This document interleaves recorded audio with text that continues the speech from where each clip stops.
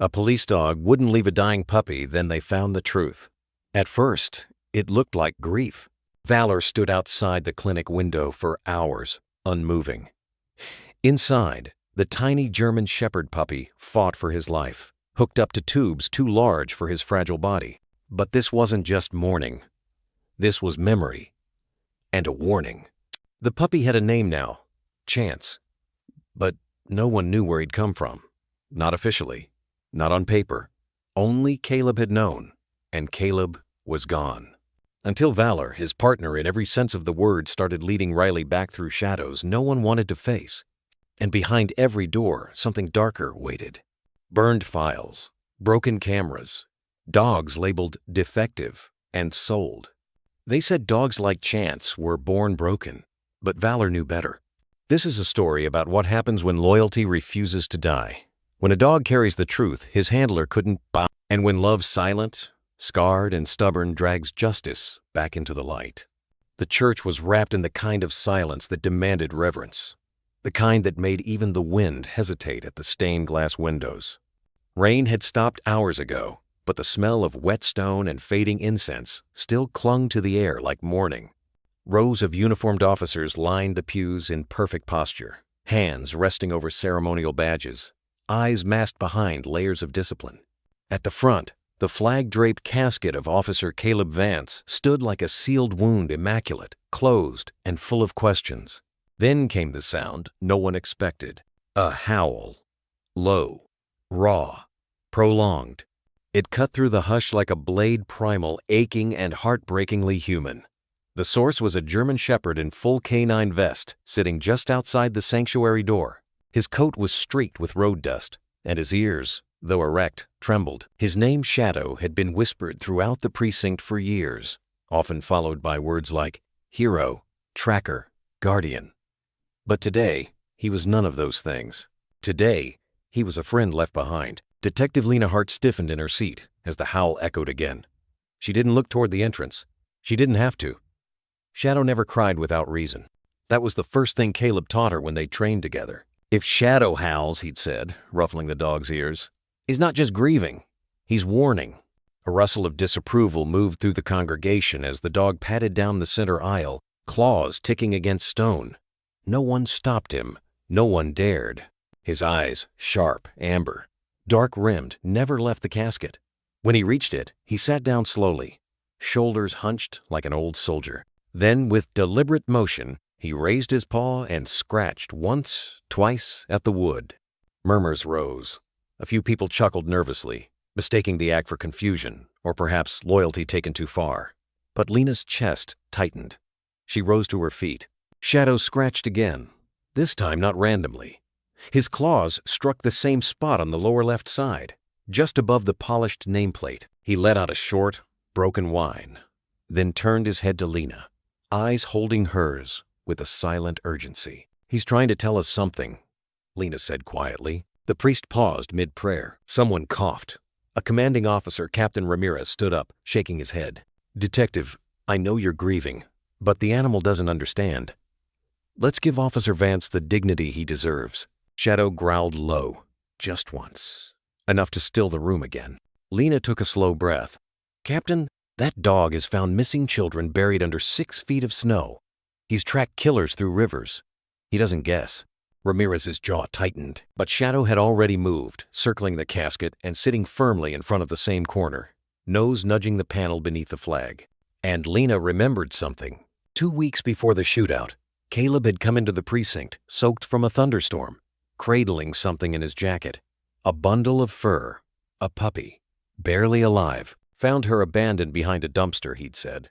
Didn't have the heart to leave her. Yeah. She'd teased him for going soft, and he'd laughed, but then grew serious. Sometimes, he murmured, a heartbeat is all you've got to protect. Lena blinked back the sting in her eyes. Her voice, when it came, was steel-wrapped velvet. Open the casket. Gasps. Protests. But Shadow's tail thumped once against the floor, not joyfully, but like a gavel. Detective Hart, Ramirez warned. That's not protocol.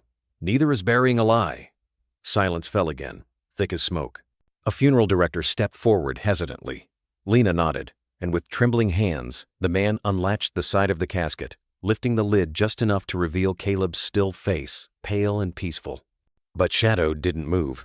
Instead, he nosed toward the inner lining of the coat, the thick police jacket Caleb had been wearing the night of the incident. Lena reached in and froze. Her fingers touched something warm, weak, moving. A whimper, so faint it could have been breath through cotton. She withdrew her hand slowly, and in it was a German Shepherd pup, curled and barely breathing, eyes sealed shut.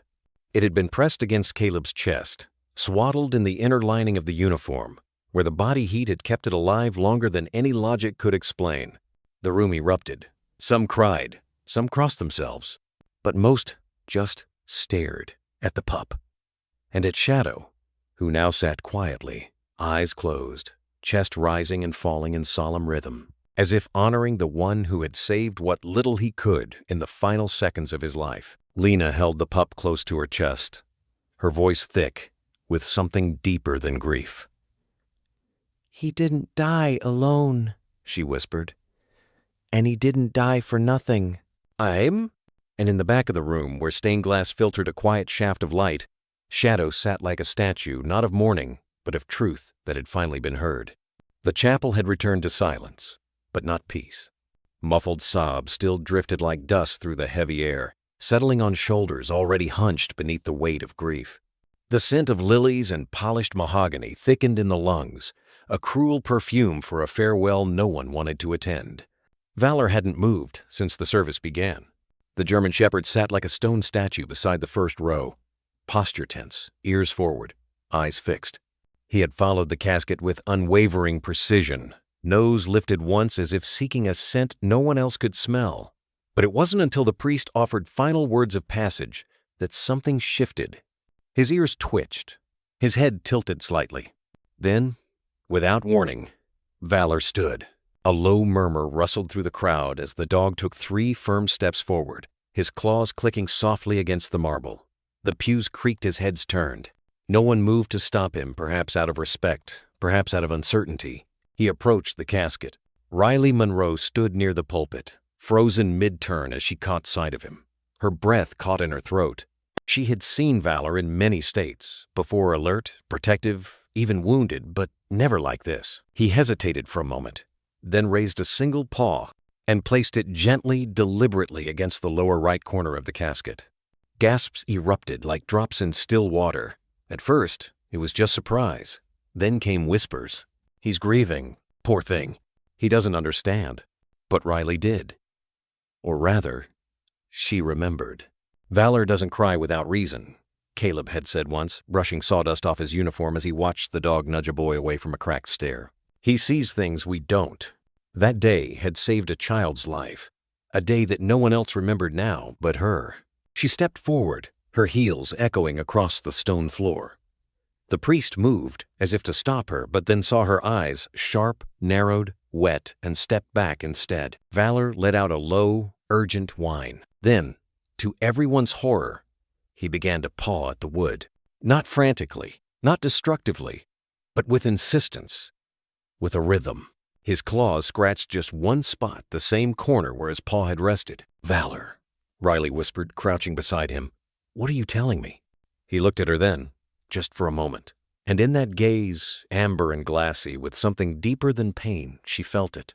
This wasn't mourning. This was warning. She pressed her hand against the wood where he had placed his paw. At first, it felt cool and solid, like any other casket. Then her fingers brushed something, an irregularity beneath the finish. A bump, slight, but present. No one else had noticed. She turned slowly toward the crowd. Half of them watched in confusion, the other half in quiet judgment. A man from the police honor guard stepped forward. "Ma'am, maybe the dog is just..." "Just what?" she said, rising to her feet. "Loyal?" The man hesitated. Caleb didn't raise a dog who acts on whim. Valor was trained by him, lived with him, served next to him. He's not scratching at a memory. He's pointing at something. From the back of the chapel, a voice spoke out low, gruff. "Let the woman speak." It was Chief Langston, old, steady, respected. If he gave space, no one would argue. Riley knelt again. She reached for her pocket knife, always clipped inside her coat. Slowly, gently, she slid it along the seam of the casket's paneling, just at the edge where Valor's paw had worn the polish thin. The panel gave with a soft click. Not much, but enough.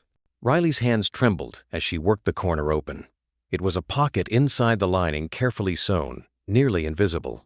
No one would have ever looked, unless they were told. Inside, something stirred. Riley reached in and pulled out a bundle no larger than a pair of gloves, wrapped in Caleb's navy scarf. It moved. She gasped. The scarf parted and revealed a tiny, shaking creature, a German shepherd pup, barely days old, eyes still closed, shivering from the cold. The chapel exploded into noise. Someone shouted. Someone dropped their prayer book. A woman cried out, "Dear God!" Riley cradled the pup close to her chest, her heart hammering. What is it doing there? Why would Caleb? But in her bones, Riley already knew. 2 days before the fatal raid, Caleb had called her in the middle of the night. Found something by the side of the road, he had said. Tiny pup.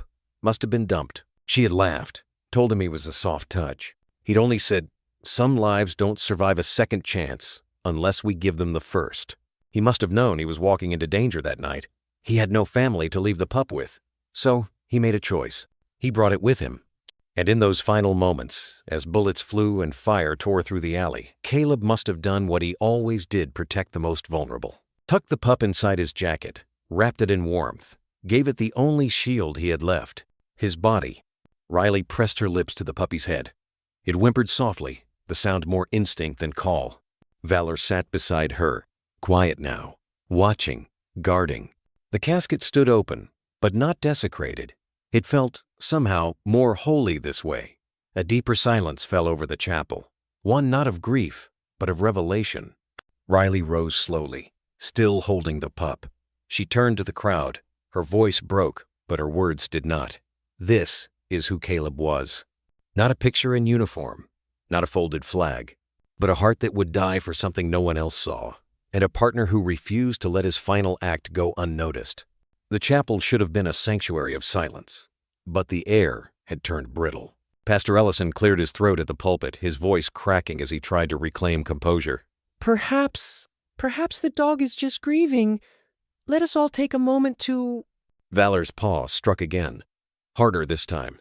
Not scratching now, but pounding. His claws scraped the varnish off the casket's left breast corner, right over the department insignia embroidered into the flag. His growl deepened, not threatening, but desperate. His eyes weren't wild. They were pleading. Gasps echoed.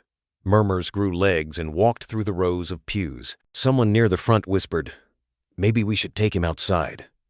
Another behind Riley hissed, "This is disrespectful. It's a funeral, not a circus." But Valor didn't stop. He wouldn't.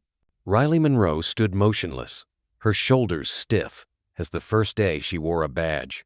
Her eyes were fixed not on the casket, but on Valor's trembling frame. That wasn't grief. It was insistence. Something inside her cracked, a splinter of memory pushing forward. Valor doesn't cry without reason, Caleb once told her after a failed K-9 drill. He doesn't bark for noise. He points to truth. Always. The words rang now like an old church bell, soft but deep, felt more than heard. She blinked hard, as if the memory might blur away her doubt. But it stayed. Pastor Ellison stepped down from the pulpit, palms extended, his voice a tremulous balm. "Detective Monroe, perhaps we can remove the dog for a moment. Let everyone settle." She didn't answer him. She stared at the casket instead. It was regulation. Black oak. Polished.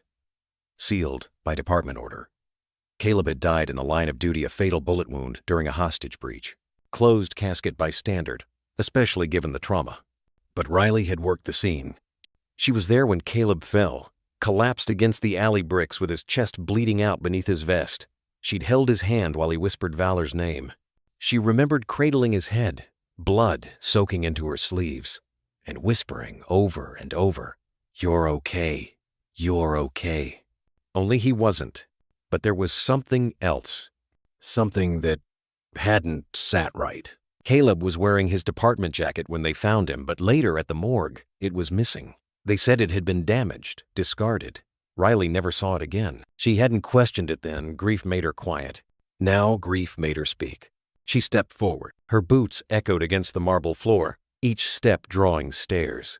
She stopped beside Valor, kneeling just enough to press her palm gently to his head. He quieted for a moment, nuzzling into her fingers with a quiet whimper. Then, again, his paw pressed the casket's corner. Steady, intentional. She rose. "I need to see inside," Riley said, her voice low, almost afraid of itself. Pastor Ellison frowned. "Detective, surely there's no need to disrupt. I said I need the casket opened." Shock spilled across the room like a knocked-over vase. The police chief, seated in the front row beside Caleb's grieving mother, leaned forward. "Riley, think about what you're saying. This isn't protocol." "Insects." "No," she said, eyes locked on the casket. "But neither is this." She turned to face the crowd. "You all think this is just a dog grieving, but you didn't work beside him. I did." Caleb trusted Valor's instincts more than any man alive. And if Valor's still trying to tell us something, then it means we missed something. Caleb's mother sobbed louder now, not in protest, but something softer, more broken. Riley hesitated, her heart twisted. She hated this, hated bringing pain into a room already saturated with it. But her gut, trained over years of reading scenes and silences, told her Valor wasn't acting out. He was pointing in. "Please," she whispered to the funeral director, "unseal it, now." The man hesitated. The room held its breath. Then, with slow fingers and trembling reverence, he lifted the latches, peeled back the velvet. The hinges groaned like the dead resisting the living. Riley's breath caught. Beneath the folded flag, nestled right beneath Caleb's left arm, his jacket still zipped halfway, was movement. Barely perceptible, a twitch, a stretch. Then, a faint, fragile squeak. Gasps. Audible, disbelieving.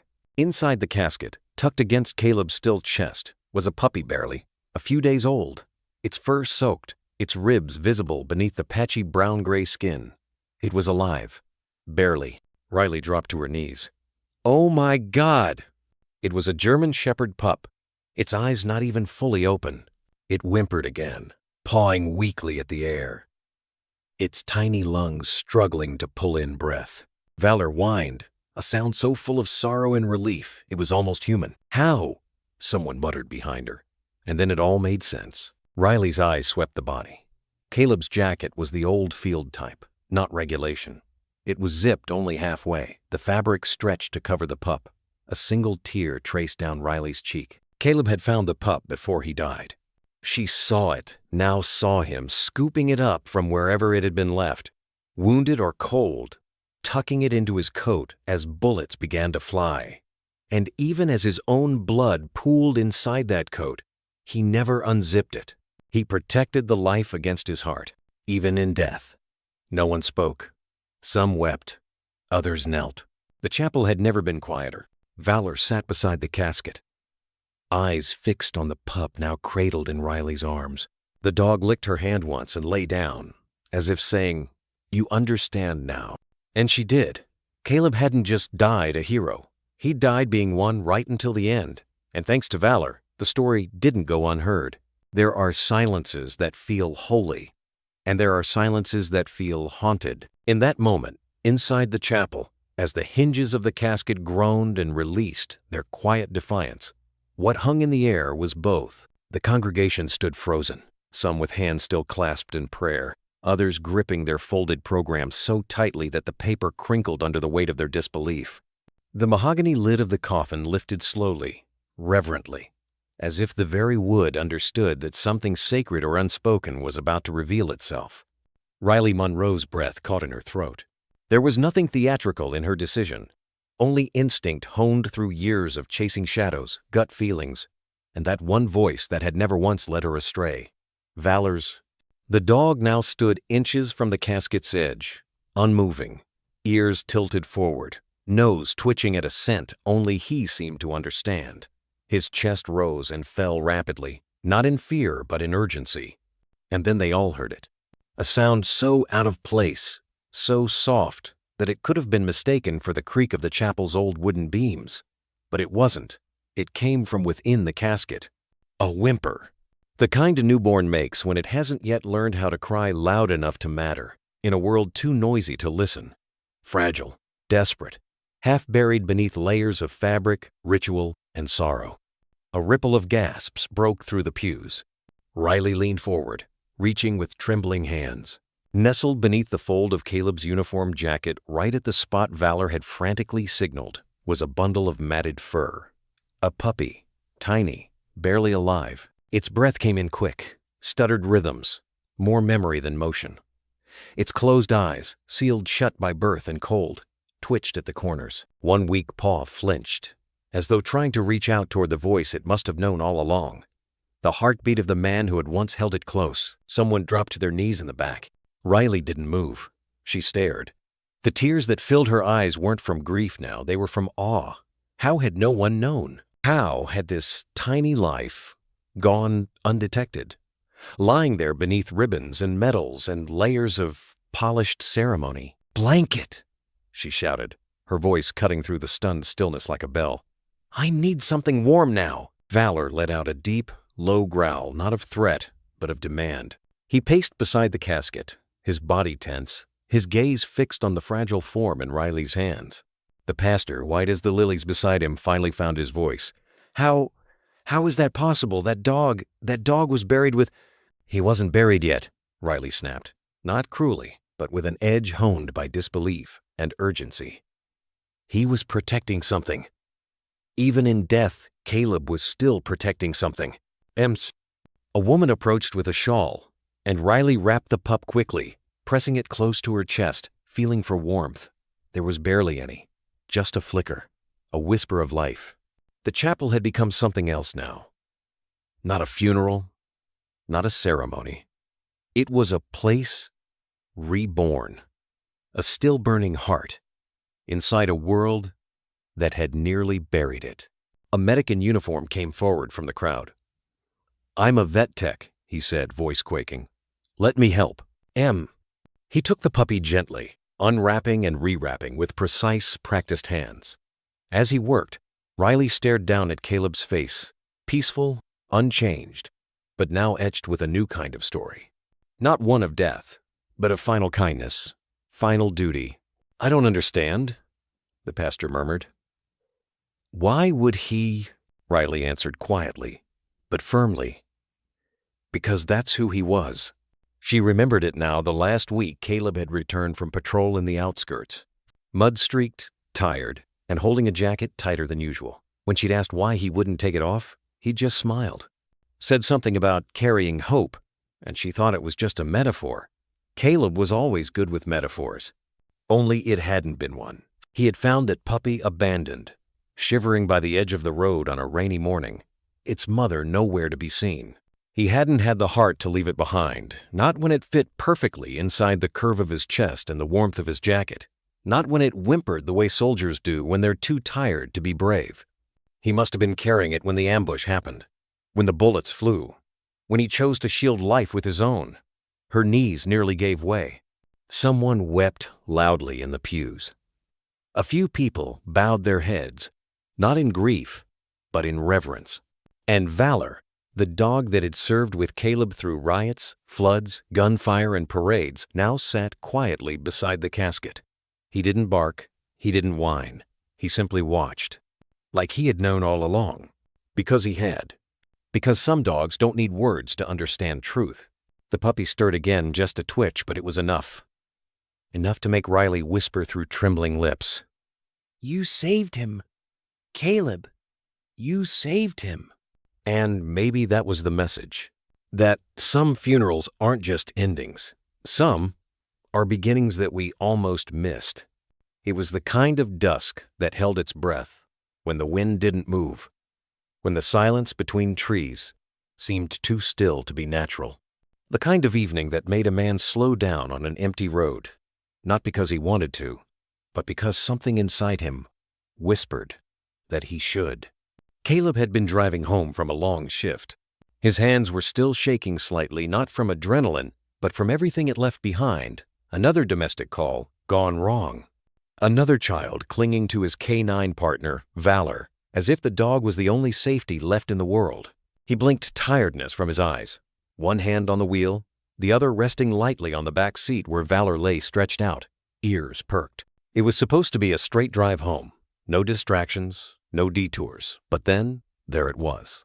A box, just off the shoulder of Route 17, tucked under the shadow of a twisted pine so unremarkable it should have been invisible. But Valor sat up, growled low, then let out a soft huff. Caleb slowed the car, his gut tightening in that strange way it did whenever something wasn't right. He pulled over. Stepping out into the early night, boots crunching the gravel, Caleb approached the box. It was damp, edges sagging, and there was something tragic in how carelessly it had been discarded, like someone had tossed away guilt. Then it moved, only slightly, like the shift of breath in sleep, but enough. Caleb dropped to a knee, heart rising to his throat. He peeled the cardboard back slowly, afraid of what he might find. Inside, curled into itself like a secret trying to disappear, was a tiny German Shepherd puppy. Its fur was matted, its breathing thin as thread, and its eyes not open, but not fully closed either. Somewhere between giving up and not knowing what hope looked like. Caleb didn't think. His training didn't teach this part. He simply acted. He lifted the puppy with trembling hands, held its body close to his chest. It made the smallest sound, not a bark, not a cry, just a breath, like it was apologizing for being alive. Valor circled once beside them, then sat still, eyes locked on the pup. Caleb looked down at the bundle in his arms, and in that moment, something broke inside him, the part that held back softness, the part the job had hardened over years of funerals and folded flags. He shrugged off his uniform jacket and wrapped it around the puppy without a second thought. "There you go," he whispered, voice barely audible. "You're safe now."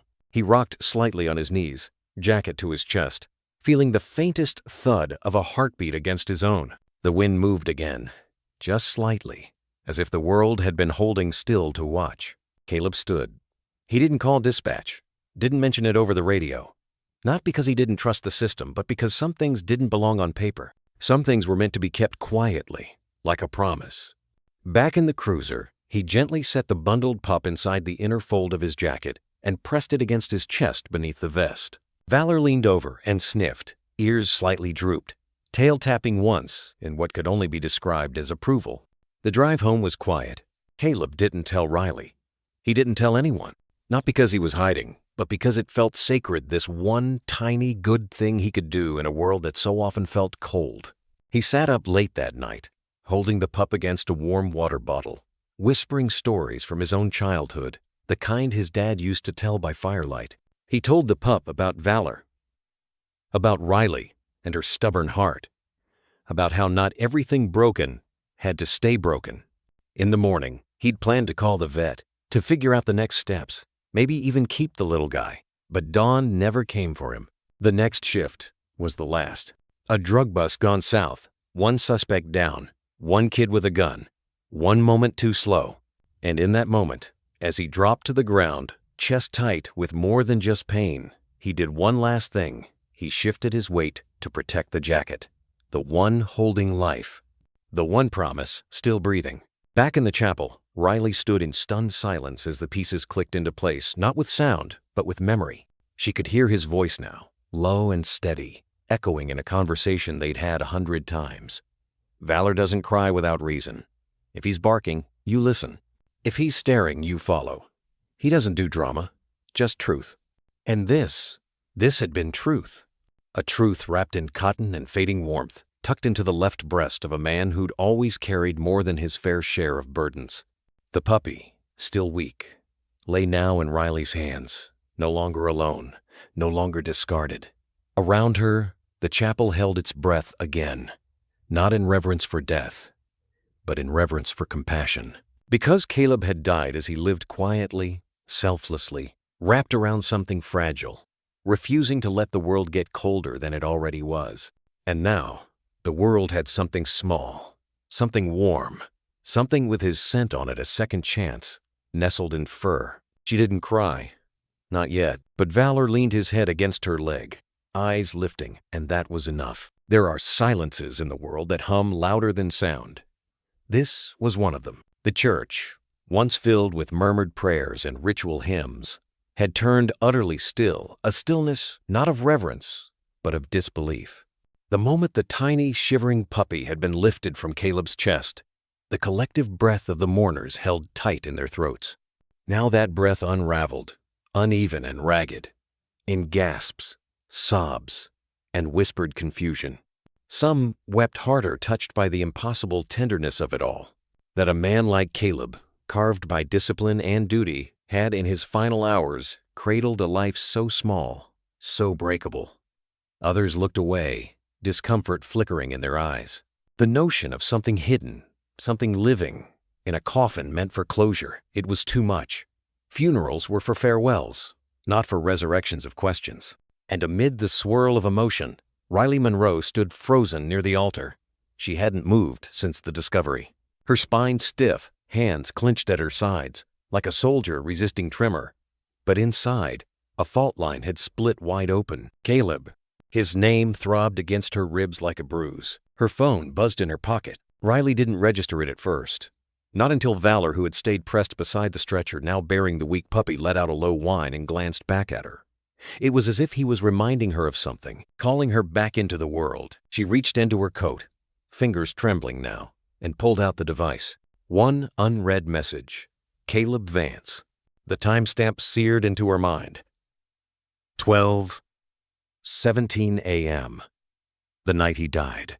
Her thumb hovered over the screen. The air around her had thinned, as if the chapel was pressing in, urging her to decide. The world had changed, in a blink, from grief to shock, from certainty to a question mark stitched inside a chest cavity. Her heart thundered. She tapped open the message.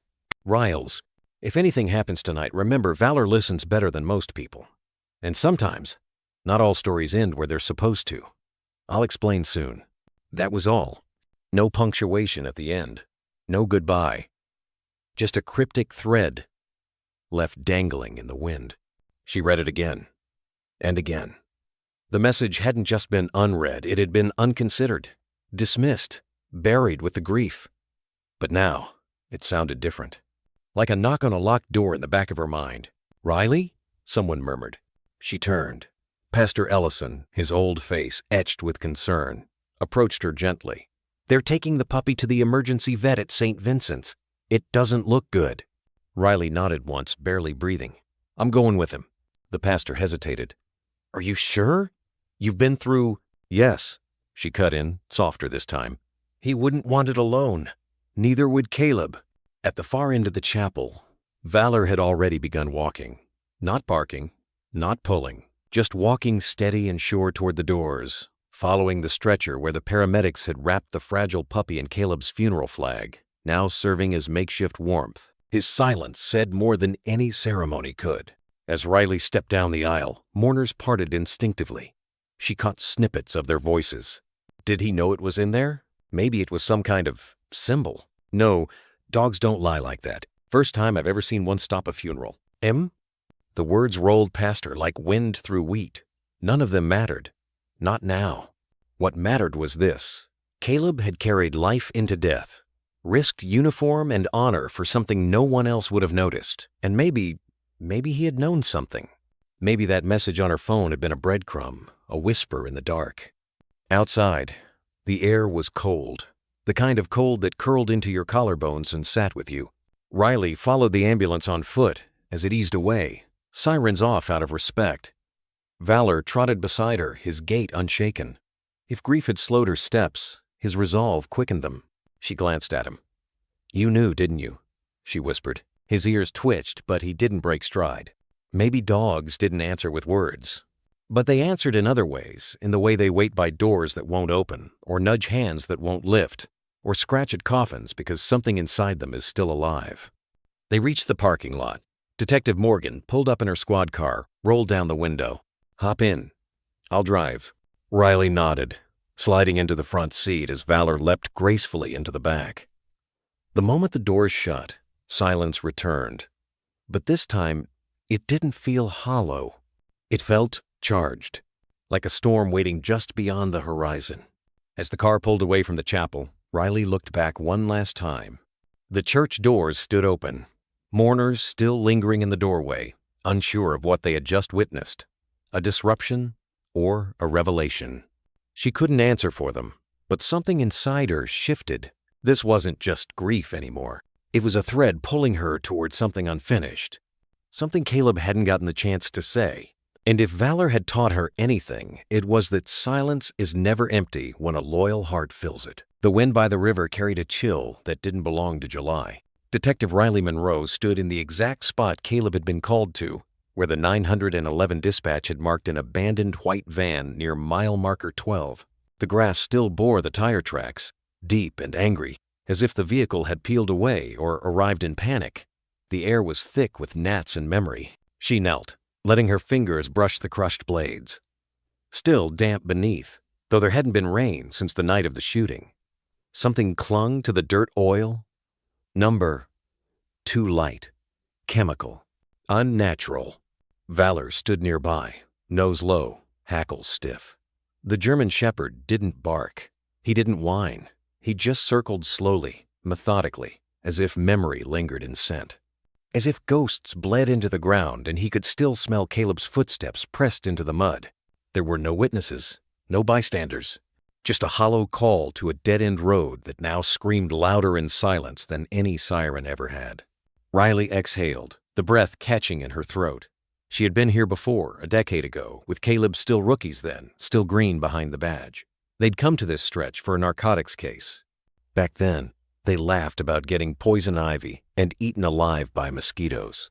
He told her the river knew how to keep secrets. It was the same place, same turnoff, same trees leaning like old sentinels. But now, the land whispered something else betrayal. She clicked on her recorder. Detective Monroe, returning to site of Officer Caleb Hart's final call. No active crime scene markers, physical evidence compromised. Her voice didn't sound like her own. She walked toward the embankment where the van had supposedly been parked. Her boots crunched against something sharp, broken glass. Not from a bottle. From a side mirror, tinted edges, the kind used on government fleet vehicles. Riley bagged it and looked up at the tree line. There were no nearby traffic cams here, nothing to catch angles. But Caleb had worn his body cam, standard protocol for loan assignments, especially in high-risk zones. She pulled out her tablet and accessed the internal server. Status, corrupted file. Of course, she muttered. She tried again. A backup stream blurred, fragmented, just static and the soft hiss of interference. No visual. 1 5-second clip recovered. She played it. Gravel crunching under boots. A pause. Then, "Sir, you okay in there?" Caleb's voice. And then, silence. Then, something strange. A high-pitched tone. Almost like a frequency spike. Dogs might have heard it clearly. Humans, not so much. Riley froze. Valor's ears perked. He let out a low growl. Not directed at her, but at something unseen. He walked to the trees and sniffed at a burnt patch near the roots. Char. An explosion, perhaps? No. She scanned the area, no fire damage. But the bark was blackened, not from flame, but from some chemical reaction. She crouched again and noticed small fragments wedged in the soil, tiny metal shards, nearly microscopic. She pulled out her glove and tweezers. Detonation residue? Or something worse? She stood and looked back toward the road, the place the van would have exited. And that's when it hit her. No tire marks leading away. Only tire marks coming in. The van never left. Then where the hell did it go? Back at her car, Riley sat behind the wheel and opened the voice memo from Caleb she'd avoided for 4 days. She had no more excuses now. "Hey, Riles, if you get this, and I didn't come home, don't trust what they say. Check the van. Check the damn van. And if Valor's still alive, follow his lead. He knows." The message cut off. No goodbye. No, "I love you like a sister," which he'd always say in that awkward, half-joking tone because they'd been too close for it to be anything else. Just, "He knows." She looked at the dog now curled in the back seat.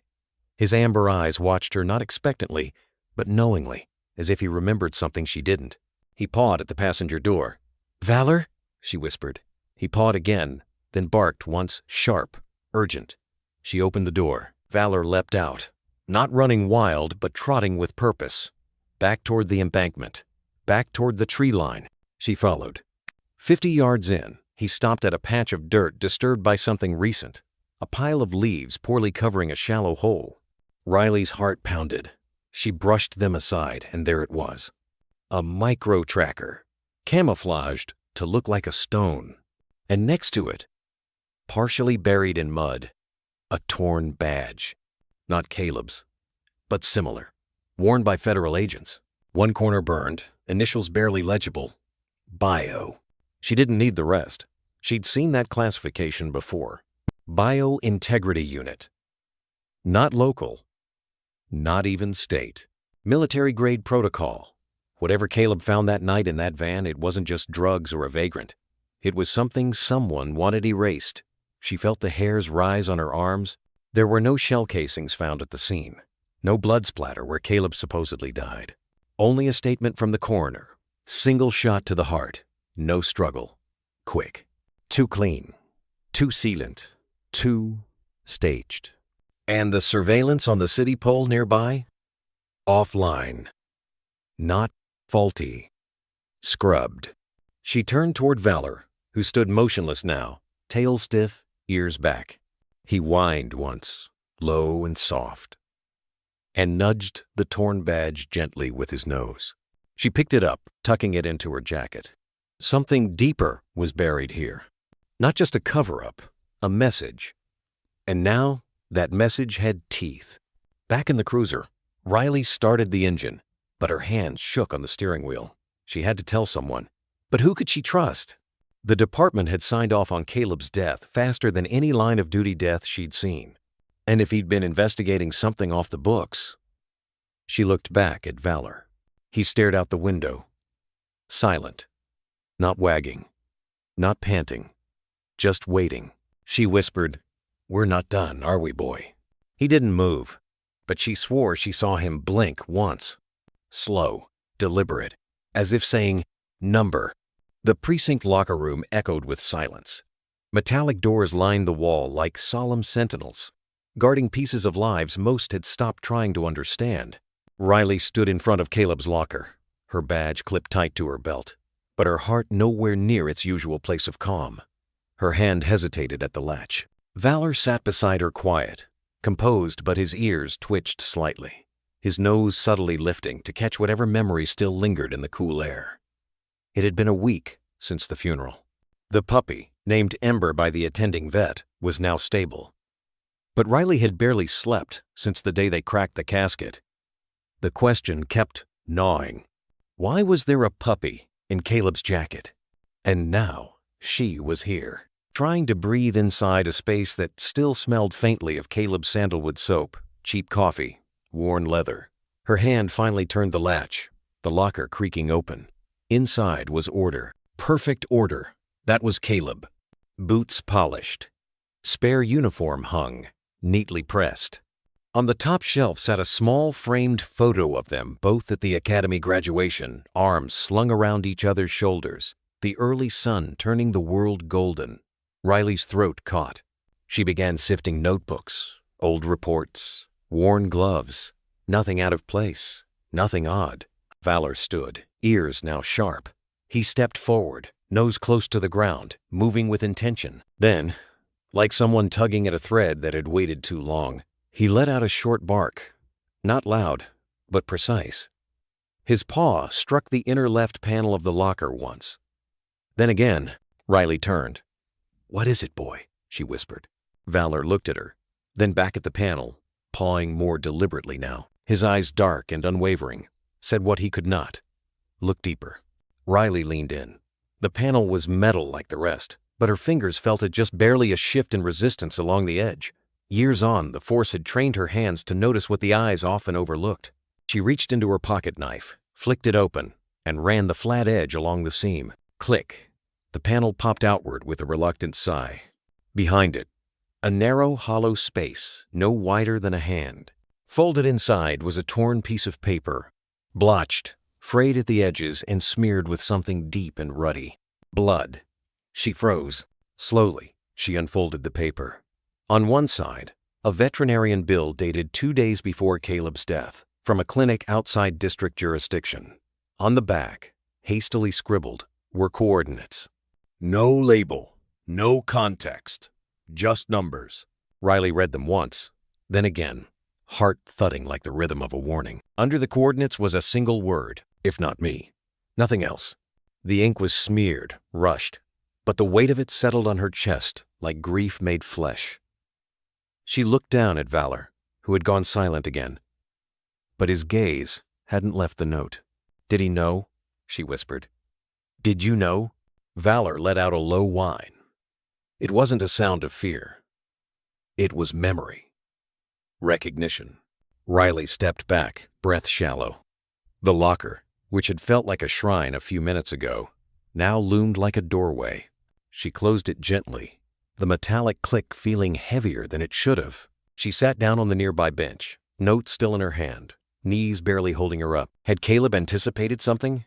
Had he hidden this because he knew it would never make it into the official report? She remembered the look in his eyes 2 nights before the shooting, quiet, tired, like a man carrying something he couldn't name. And now here, it was bleeding through paper. She looked back at the bill. Northside Animal Refuge. That wasn't a place Caleb would have just passed by. It was nearly 30 miles out of city bounds. He'd gone there intentionally. The puppy, the coordinates, if not me. She whispered it again. Those 3 words weren't guilt. They were instruction. A plea. Riley stood slowly. Valor rose with her, as if understanding the gears beginning to shift. We're not done, are we? She murmured. He didn't bark. He didn't wag. He just followed. Outside, clouds began to roll in. Low and charcoal-colored. The kind that made the air smell of wet earth and coming thunder. Riley slid into her truck, Valor climbing into the back seat without command. She entered the coordinates into her phone, a remote stretch of forest behind the river bluff. No structures, no road names, just a dot. She didn't know what Caleb had found, but Valor did, and now so did she. The woods at the edge of Bryer County were quiet in a way that didn't feel peaceful. Trees stood like sentinels, tall and unmoved, casting long shadows under the gray veil of dusk. Leaves whispered overhead, but it wasn't the wind that made Riley's fingers tighten on the GPS device. The coordinates had led her here, a forgotten trail off milepost 19, the same area listed on the scribbled note Valor had uncovered from Caleb's locker. It should have been nothing. It should have been a dead end.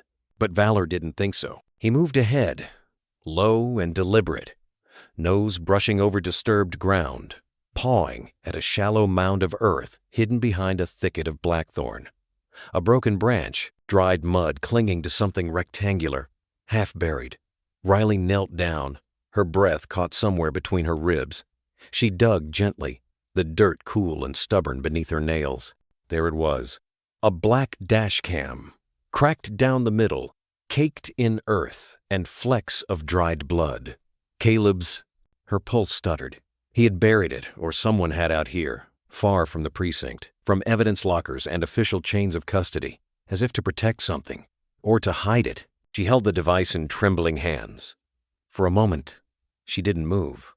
Valor sat beside her, tail still, ears forward, sensing her pause. He nudged her gently with his nose, that quiet kind of support that didn't need to speak. Caleb had taught him that. Let's take it back, she whispered. Back at the precinct, Riley shut the blinds in the evidence room and double-locked the door. The room was dim, lit only by the desk lamp she aimed toward the small monitor. Her hands were still dirt-stained. She didn't bother to clean them. The dash cam blinked weakly when she connected it to the old reader. A flicker of green light. Static. Then darkness. She tapped the side gently. The screen pulsed again. A distorted video fed through timestamp 3 hours before Caleb's death. Grainy at first. The windshield wipers moved in slow rhythm. Rain. Caleb's voice, faint over static. You told me this wasn't what the program was for. Silence on the other end. Then a figure passed in front of the hood, blurry, indistinct. A tall man in a dark coat. The video glitched, then stabilized. I said, "This dog doesn't belong in your sick game." Caleb's voice was sharper now. She's a companion, not a weapon.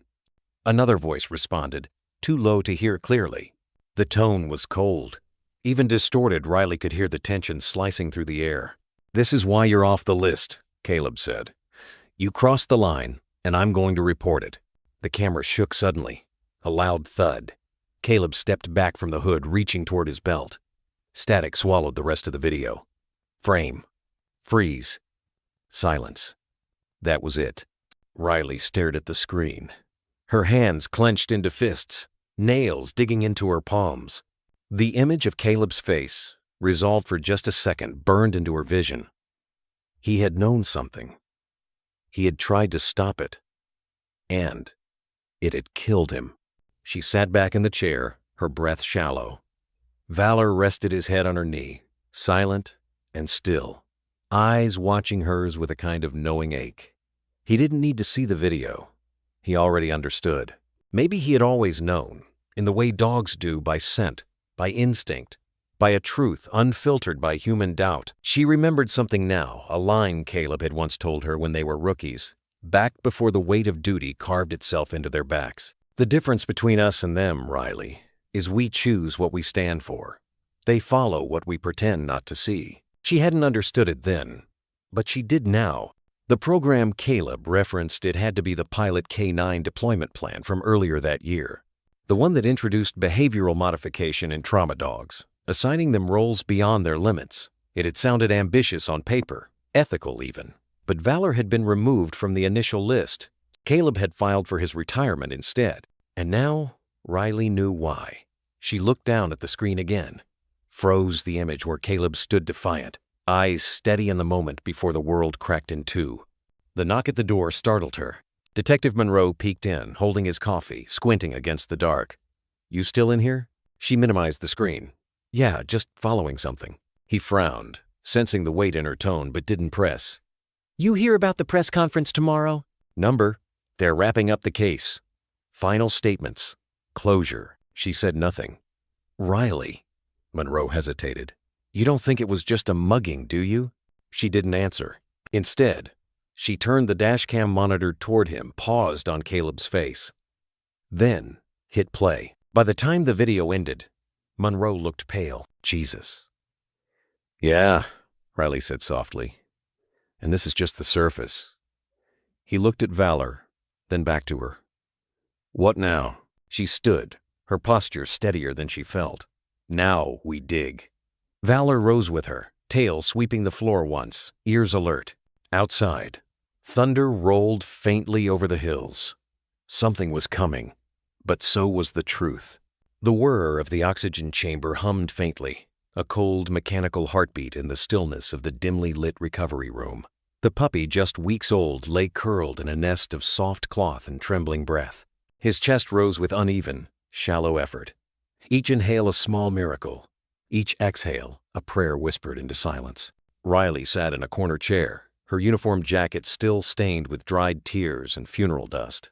Her arms were wrapped tightly across her stomach, as if holding herself together by force. She didn't blink much. She barely breathed. Valor sat at her feet, eyes fixed on the small incubator, his ears twitching at each struggling breath from the puppy. The vet, Dr. Elaine Kessler, knelt beside the machine, adjusting the oxygen flow and whispering something too gentle for human ears. After several long minutes, she stood and looked at Riley. "He's not out of the woods," she said softly, "but he's fighting." Riley's lips pressed into a line. You think it's chemical exposure? Dr. Kessler sighed, nodding with a weary frown. "We did a blood panel. His white cell count is erratic. There are burns, tiny ones on the pads of his paws, and something in his system we haven't identified yet. It's synthetic. Could be pesticide, cleaning agent, or something else entirely." Riley's throat tightened. Toxic exposure in a box tossed like garbage. God. She stood, pacing slowly, rubbing her temples with her fingertips. Her phone buzzed in her back pocket, but she didn't check it. She couldn't. Not now. Not when that same phone still held Caleb's last unread message. She turned toward the incubator again, watching the rise and fall of the tiny chest. He was supposed to bury a man, not save a life. Valor gave a low whine, sensing the heaviness in her voice. "Dr. Kessler tilted her head. You said the puppy was inside his uniform?" "Right against his chest," Riley nodded. "He wrapped it in his own jacket like he knew he wasn't coming back." Silence hung between them like smoke. That puppy, Riley whispered, was the last thing Caleb protected. A flicker of emotion crossed Dr. Kessler's face, respect, maybe grief. She moved to the counter and pulled out a thin file, handing it to Riley. I logged him under emergency intake. But I think you should name him. Riley blinked, caught off guard. Her voice cracked as she spoke. He was dying, and now he's... She looked at the barely breathing pup, her chest constricting. I don't even know if he wants to live. You're wrong, Kessler said. He does. You can see it, he hasn't given up. Riley stepped forward, kneeling beside Valor. Her fingers brushed the glass of the chamber, just above the puppy's head. His tiny body shifted slightly, ears twitching toward her voice. I guess we both got left behind, she murmured. She closed her eyes for a second, thinking back to the sound of the casket creaking open, the horrified gasp of the funeral crowd, the trembling body tucked in Caleb's jacket like a secret goodbye. And then she whispered, Chance. Dr. Kessler tilted her head. Chance? Yeah, Riley said, opening her eyes. That's his name. Valor nuzzled her shoulder in quiet approval. Because he shouldn't have survived. But he did. Later that morning, after the sun had clawed its way up through clouds heavy with summer rain, Riley stood by the window of the clinic's hallway, arms crossed, eyes locked on the world outside. Birds chirped like nothing had changed. But inside her, a war was brewing. She looked over her shoulder as Dr. Kessler returned with more lab results. This time, a printed sheet with 3 words underlined in red ink. Neurotoxic agent detected. Her hands clenched. Could it be? She began, voice tight. Intentional. Dr. Kessler hesitated. I can't say for certain, but the compound, it's not something you find in your garage. Riley's eyes darkened. Illegal testing? Maybe. Or trafficking. The word hung in the air, acidic and awful. Something shifted inside Riley. A sharp focus. Like a switch had been flipped from grief to purpose. He was trying to expose something, she said, her voice cold and low. The coordinates, the argument on the dash cam. This dog doesn't belong in your sick game. That's what he said. Dr. Kessler looked stunned. You think this has to do with... I think Caleb knew something. Something worth killing over. Valor let out a short bark, startling both women. He stood rigid, ears perked, eyes locked on Riley as if confirming her every suspicion. She nodded slowly. We're not done. Her eyes dropped back to the incubator. Chance stirred again, slightly stronger than before. A twitch of the paw, a blink, a barely there tail movement. And for the first time, Riley didn't see a victim in that box. She saw a survivor. The clinic hallway was quiet, but not still. Outside the neonatal recovery unit, a large German shepherd sat like a statue carved from loyalty and sorrow. His name was Valor, and he hadn't moved in hours. Beyond the glass, inside a softly lit incubator, a trembling mass of fur struggled for breath. They'd named him Chance because that's all he had left. Tubes fed into his tiny limbs, and monitors blinked a fragile rhythm of survival. Every now and then, a faint whimper escaped his throat, not from pain, but from a place deeper, a memory perhaps, of the uniform that once kept him warm. Valor sat with his nose pressed gently against the glass, fogging it with each exhale. He didn't whine, didn't pace, just stayed. His ears flicked at the faintest beep. His eyes never blinked when the pup stirred. Inside, Dr. Mallory adjusted a saline line and whispered to her assistant, Still hypothermic. Neuroreflexes weak. But there's something keeping him going. She turned toward the window and saw him unblinking, unmoving, eternal. Riley entered the hallway with slow steps, a to-go cup in her hand, long gone cold. She didn't speak, just dropped to the floor next to Valor, her back against the wall, knees tucked up. They sat like that woman and dog on opposite sides of a glass world, where life and death were still negotiating terms. Dr. Mallory emerged quietly, crouching down to Valor's eye level. You know, she said softly, some dogs just know. The moment they're not needed anymore, they walk away. But not this one. She paused, voice tightening. It's as if Valor is guarding the last piece of Caleb. Riley's breath hitched. She reached out, laying her hand on Valor's back. He didn't flinch. He didn't lean in either. He was somewhere else, somewhere buried deep in memory, beside the man who once trusted him with everything. "You feel it too, don't you?" Riley whispered. "That he's still here, in that little heartbeat inside." She pulled out her phone, staring at the last unsent message from Caleb, still unopened. "There's something I haven't told you. Meet me after shift. You'll understand." Her thumb hovered over it, then locked the screen. "Not yet. Some things you can't face until the world slows down." Dr. Mallory stood and looked at Riley with gentler eyes. "The pup's showing signs of chemical exposure, nerve agents. Maybe. We're running tox screens now." Riley closed her eyes, jaw clenching. "You think someone was experimenting?" "I think someone was trying to erase evidence and didn't expect a cop to get in the way." Valor's ears lifted slightly, as if understanding. His body shifted just enough to let his head rest on the tile, still facing the glass. The hallway dimmed as evening set in. Nurses passed by but kept quiet, stepping around the silent vigil.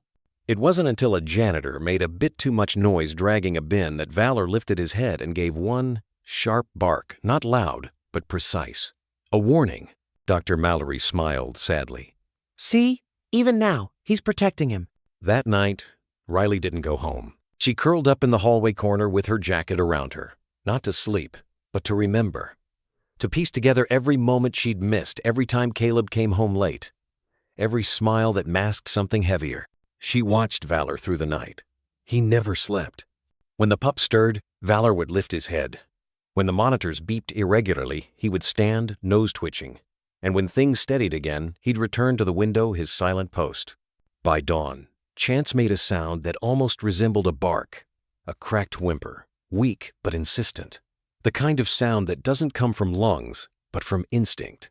Valor let out a low, almost imperceptible whine in return. Riley sat up, rubbing her face. "I think he knows that sound." Dr. Mallory, who had stayed late reviewing labs, appeared again, holding a printout. Her eyes were tired, but lit with something new. "Riley, you need to see this." She handed her the sheet. "The pup tested positive for a metabolite of VFX7. It's a nerve agent, banned in most countries."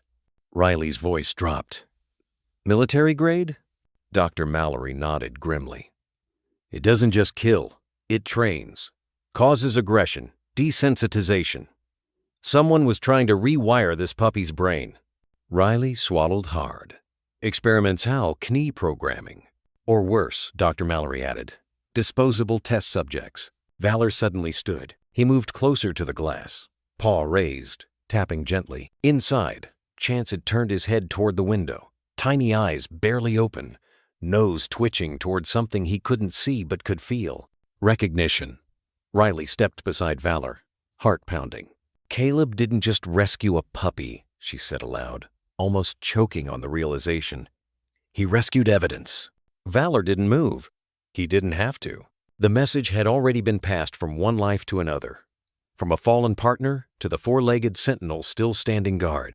And in that sterile corridor, with all its flickering lights and antiseptic smells, something sacred was taking root. Not just survival, but the beginnings of a truth no one had expected to find. A dog who wouldn't leave, a puppy who refused to die, and a woman, grieving, but no longer alone. The world had gone quiet. Outside the clinic window, the night pressed in, cold and absolute. The stars above the city blinked like distant memories, silent witnesses to things too tender, too broken to name. Inside, the low hum of machines monitoring Chance's fragile heartbeat pulsed steadily. A pale blue light bathed the room, softening the edges of grief, but not enough to erase it. Riley sat alone in the waiting room, wrapped in Caleb's old flannel jacket, the one still faintly smelling of pine needles and motor oil. Her knees were tucked to her chest, phone in hand, thumb hovering above the last unheard voicemail. She'd stared at it for hours, afraid, not of what it might say, but of the voice behind it, the way it would sound alive, the way it might undo her. Valor lay a few feet away, head resting on his paws, eyes never leaving the door that led to the recovery room. The glass wall offered a narrow view of Chance's enclosure, a nest of blankets, tubes, and machines. Every now and then, Valor would lift his head and press his nose to the glass, ears twitching when the puppy stirred. The vet had tried coaxing him away earlier, even brought out food, but Valor hadn't budged. "He's not just watching over that puppy," the vet had said gently. "It's like he's guarding the last piece of Caleb." Riley had nodded, too tired to speak. She knew it in her bones. Valor hadn't just lost a handler, he'd lost a brother. And maybe, deep down, she had too. The phone buzzed softly in her palm. A reminder. Voicemail. 1 day old. She swallowed.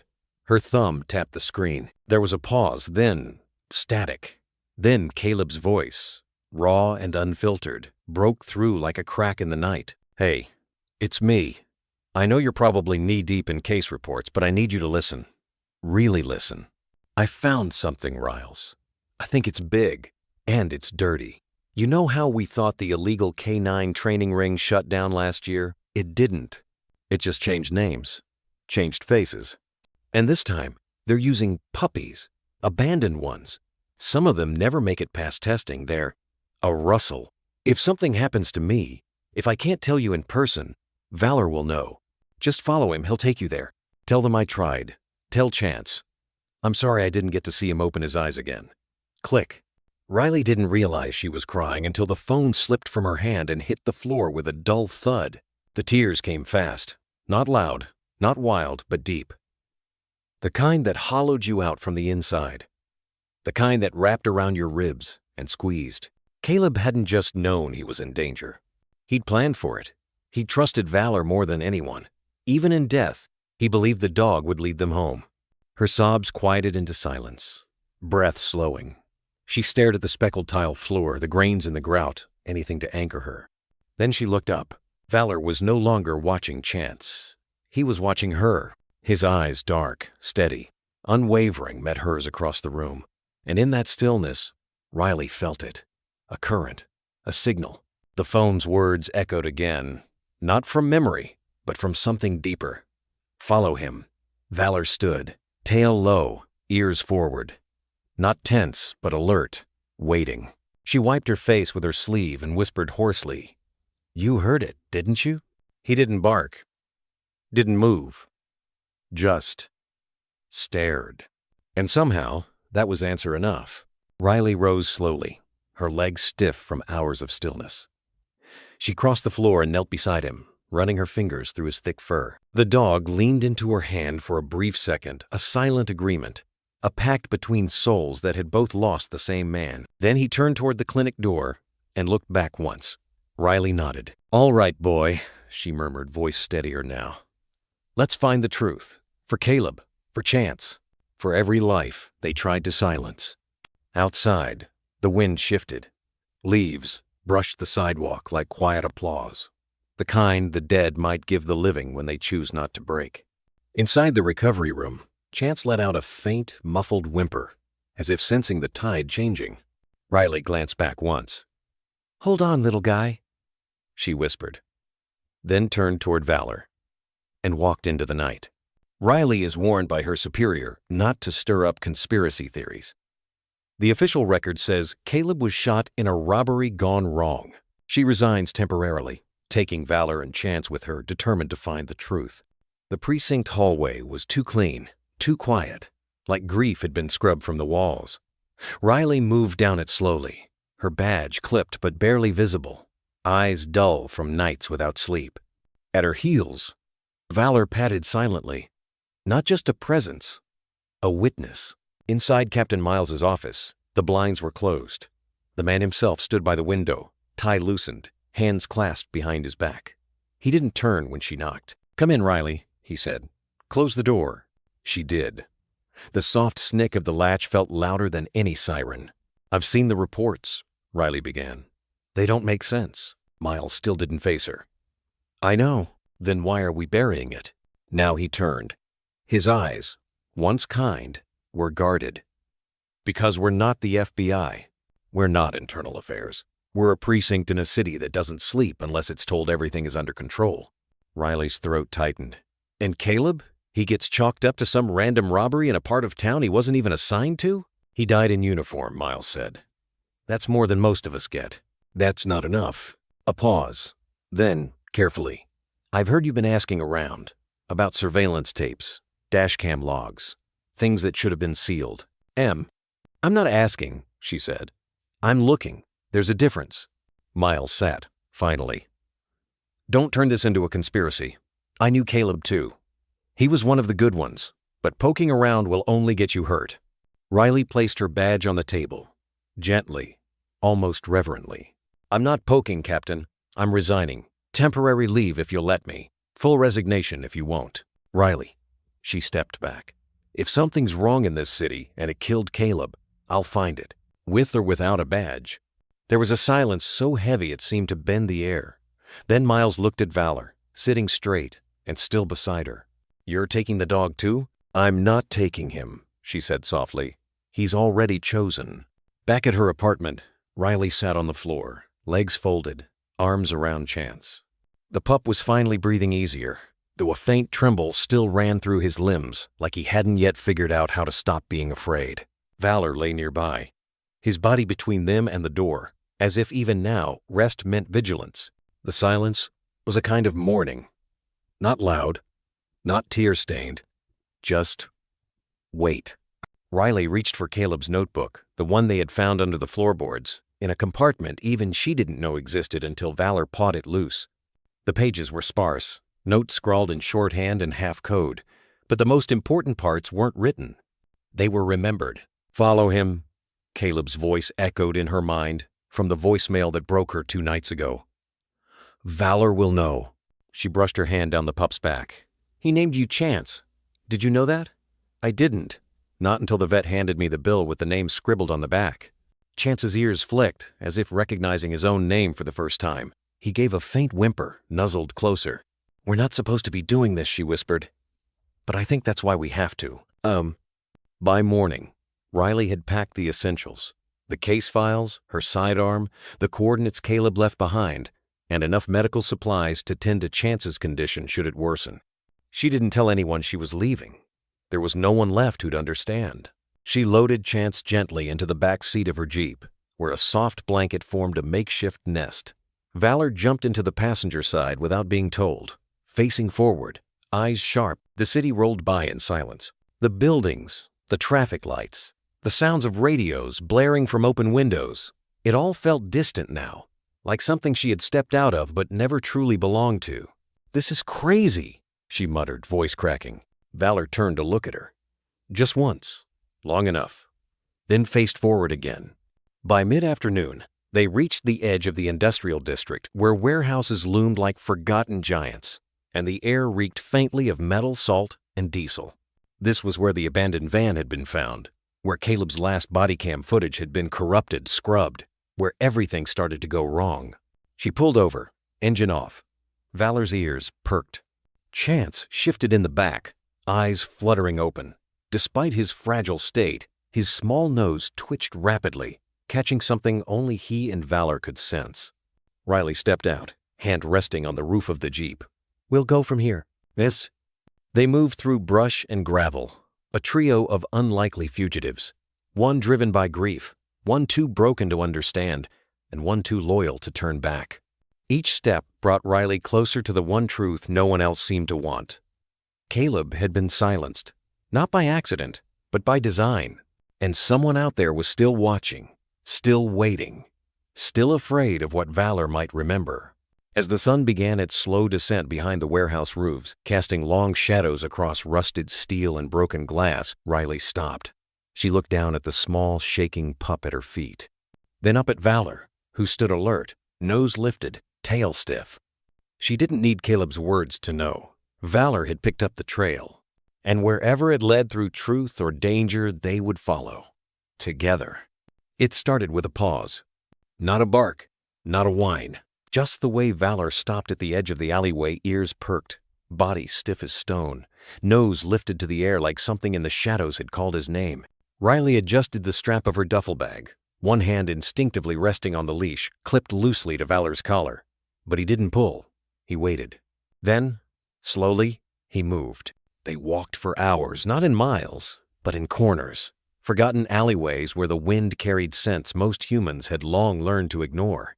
Past broken fences, down side streets where cameras didn't reach and windows remained boarded, not broken, Chance nestled inside Riley's jacket, too weak to walk, his tiny head pressing into her chest with every cautious step. Valor moved like a ghost with a purpose. No hesitation, no second guessing. And Riley, once an officer, now rogue, let herself be led. The sun was gone. It hadn't set so much as disappeared behind a ceiling of smog and indifference. Street lamps blinked half-heartedly. Somewhere nearby, a distant siren cried out, then faded into static. They stopped in front of a rusted gate barely hanging on its hinges. An old veterinary symbol, scratched and faded, still clung to the wood panel behind it. Eastside Canine Clinic. Closed until further notice. Valor, Riley whispered. But the German Shepherd was already pushing forward, nose to the ground, weaving through the cracks like a dog possessed by memory. Or perhaps by loyalty. She followed him into the shell of the old building. The clinic was a skeleton of what it must have been, countertops splintered, cages overturned, the air thick with a scent she couldn't quite name, bleach, dust, and something like old metal and fear. In the far back, behind what remained of a freezer unit, Valor stopped. He sat, tail flat, eyes fixed on a battered utility door. Riley knocked. No answer. She knocked again, harder this time. "I know someone's in there." Silence.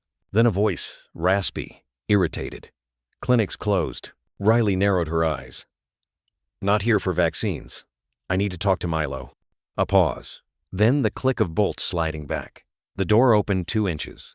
The man on the other side looked like the past had tried to erase him, but he'd clung on. Milo, maybe late 40s, maybe just worn out early, had wiry hair shoved under a grease-stained cap and hands that trembled slightly, like he was always waiting for a gunshot. "I don't know you," he said flatly, "but you knew Caleb Vance." At the mention of the name, Milo's jaw twitched. The door shut, but not all the way. "You got 5 seconds before I change my mind." Riley stepped inside. The back room was cramped, lit only by a single overhead bulb that swung with the draft. Old vet equipment, scavenged electronics, and too many empty cans littered the space. Milo limped as he walked one leg, dragging slightly. The result of an old injury never cared for. Valor didn't growl, but he didn't relax either. He sat by Riley's side, watching. "Caleb was here," Riley said. "He was looking into something." Milo didn't look at her. He crouched beside an overturned cabinet, pretending to sort through nothing. "Caleb came to me because no one else would listen. Told me things that made even me sick. And I've seen some things, Detective." "Ex-detective," she muttered. "Keep talking." Milo rubbed his chin. "There's a handler. High up, clean record, wears medals he didn't earn. Ran a side operation off the books. Called it Red Collar. Claimed he was salvaging dogs that couldn't make it through the K9 program. Said they were better suited for private use. Mercenary firms, biolabs, you name it." Riley's stomach knotted. "He sold them? Like broken tools. Labeled them defective so no one asked questions when they vanished off the roster. But they weren't defective. They were dogs like Valor. Loyal. Smart. Just too smart to break." She glanced at Valor, who hadn't blinked since entering the room, a quiet sentinel in the shadows. Caleb was close to exposing him. Milo continued. "Had a list. Names. He showed it to me once. Said he couldn't make copies too dangerous. He was going to go public. But he didn't," Riley said bitterly. "He was found dead in a warehouse, and they called it a robbery." Milo turned, finally looking her in the eye. "He knew it was coming. That's why he brought you into it. Why he left that message. Follow Valor. Because Valor saw everything." For a moment, the room was silent, except for the faint hum of the faulty light. Then Milo said something that hit harder than a gunshot. "The puppy. The one you carry like it's the last flame in a blackout, he came from Red Collar. That dog was never meant to survive." Riley stiffened. "He's not a defect," she said through clenched teeth. Milo didn't argue. "Do you have the handler's name?" "No," he said quietly. "But Caleb mentioned a code name, Grayson. Said it wasn't on any official record, but the man moved like a shadow through the department. Untouchable." Riley nodded. "Then that's who we find next." She stood. Valor rose too. "At the door," Milo said softly. "They'll come for you now. You and the dogs." "I know." "And you still going to do it?" Riley looked down at Valor. The way his ears twitched at even the faintest sound. The way his body shielded Chance every time she moved too fast. The way his eyes, full of old pain and unshaken loyalty, met hers without fear. "We owe Caleb that much," she said. And then, without another word, they vanished back into the night. The scent of singed paper was the first sign something was wrong. Riley had barely drifted to sleep on the moth-eaten cot near the corner of Milo's cluttered safe house when Valor's growl cracked the silence, not loud, but low and deliberate. A warning, thick with tension. In the flickering glow of an old oil lamp, she could see the canine's body shift muscles tight, head tilted toward the door. Chance, curled against an old quilt, stirred in a whimper. Then the glass shattered. A Molotov cocktail arced in from the rear window, its bottle spinning like a thrown bone before smashing against the floorboards. In a breath, the flames bloomed, greedy and orange, like something alive. "Go," Milo rasped, grabbing a rusted fire extinguisher from beneath the kitchen sink. But it was too late. The fire clung to the walls like it had always lived there, fed by years of dust and gasoline stench. The paint peeled. The curtains caught. Smoke gushed like a wave rolling low across the ceiling. Riley scooped up Chance in her arms, pressing him against her chest. He was trembling, ribs too fragile, body too light. Valor barked and circled, refusing to move until Riley turned toward the hallway. Only then did he dash ahead, guiding them with terrifying precision, as if the smoke didn't blind him, as if he remembered this house from some other lifetime. "Milo!" Riley shouted, coughing hard. She could see his silhouette near the back room, trying to pry open a bolted cabinet. The flames licked at his pant leg, his hand trembling as he fought the latch. "There's evidence," he gasped. "Names, videos. It's all." A second explosion cut him off. The propane tank, the room he was in, folded into itself with a thunderous blast, and the fire surged like it had won something. Wood splintered. The back door collapsed. Heat chased them down the hallway. "Valor, out!" she commanded, voice cracking. He led the way, nose low, tail rigid, until they burst through the narrow entry and into the night air. Riley stumbled, half choked, and fell to her knees in the gravel. Chance whimpered in her arms, his breath shallow. She rocked slightly, eyes wide with shock, as orange bled across the night sky behind them, swallowing what was left of Milo's refuge. But he wasn't dead yet. A shape emerged from the smoke, a man, crawling, burned, skin blistered, clothes half gone. Riley dropped Chance gently onto a soft patch of weeds and rushed to him. Valor stayed back, hovering protectively over the puppy, gaze flicking from fire to Riley to the dark beyond the fence. Milo, you're okay. You're out," she said, trying to lift him. "Number I'm not," he said. His voice was torn, crumbling at the edges. "They knew. They found me." "Who?" He grabbed her wrist, grip weak but urgent. His eyes locked on hers, clouded, wet, and final. "Not all dogs are trained," he rasped. "Some are created." Riley froze. What does that mean? But he was slipping. The breath left him not in a cry, not in fear, but in surrender, as if he'd waited for this, as if there was some peace in finally saying it. She laid him down gently, hand still clutching hers. Valor whined low in his throat. Chance stirred, head barely lifting. In the silence that followed, the only sound was the popping timber, collapsing behind them. Created. The word hung there like smoke, heavier than the fire. She turned to Valor. He stood absolutely still, eyes locked on hers, not blinking. There was something in that gaze, something deeper than training, something remembered. They didn't wait for the fire trucks. By the time the first sirens echoed over the hills, Riley had bundled Chance back into the crate and slipped into the shadows, Valor close at her heel. She found an abandoned trailhead a few miles east, parked beneath the pine canopy, and let the silence settle. Chance was asleep, curled on a soft blanket, his breath hitching now and then, but steady, safe. For now. Valor sat beside her in the dirt, head resting against her leg. His chest rose and fell slowly, rhythmically like a metronome that never missed a beat. Steady, grounding. Riley stared at the trees, but didn't see them. Her mind churned. "Not all dogs are trained." She whispered the words into the dark. "Some are created." Her fingers traced the edge of her sleeve. Somewhere in her gut, the pieces began to shift. Valor hadn't barked at the fire. He had sensed it before it happened. just like he'd known where Caleb's locker held a hidden compartment. Just like he'd pulled Riley down when that drone had hovered too close on the highway days ago, long before they saw it. He wasn't just a K-9. He wasn't just smart. He was something else. Her phone buzzed a single saved voicemail she hadn't deleted, though she should have. Caleb's voice. "If something happens to me," she closed her eyes, "Valor will know." She looked over. The dog didn't move, but he was watching, always watching. At dawn, she took Chance into the vet again. They'd been bouncing between small clinics across the state. No paper trail, nothing digital, just word of mouth and cash in envelopes. The vet, a retired woman named Dr. Marla, lifted Chance gently onto the table. Her face tensed as she reviewed the newest blood work. "There's evidence of exposure to a compound we don't usually test for," she murmured, frowning. "It's synthetic, neuroactive. Designed to accelerate dopamine, but it corrupts instinct, makes fear responses erratic, almost programmable." Riley's blood ran cold. "Who uses it?" Marla looked up, hesitant. "No one that should." Riley nodded slowly. A whisper from the flames drifted back into her ears. "Some are created." She looked at Valor. He didn't blink, just waited, as if he already knew where they were going next. The papers were still warm to the touch.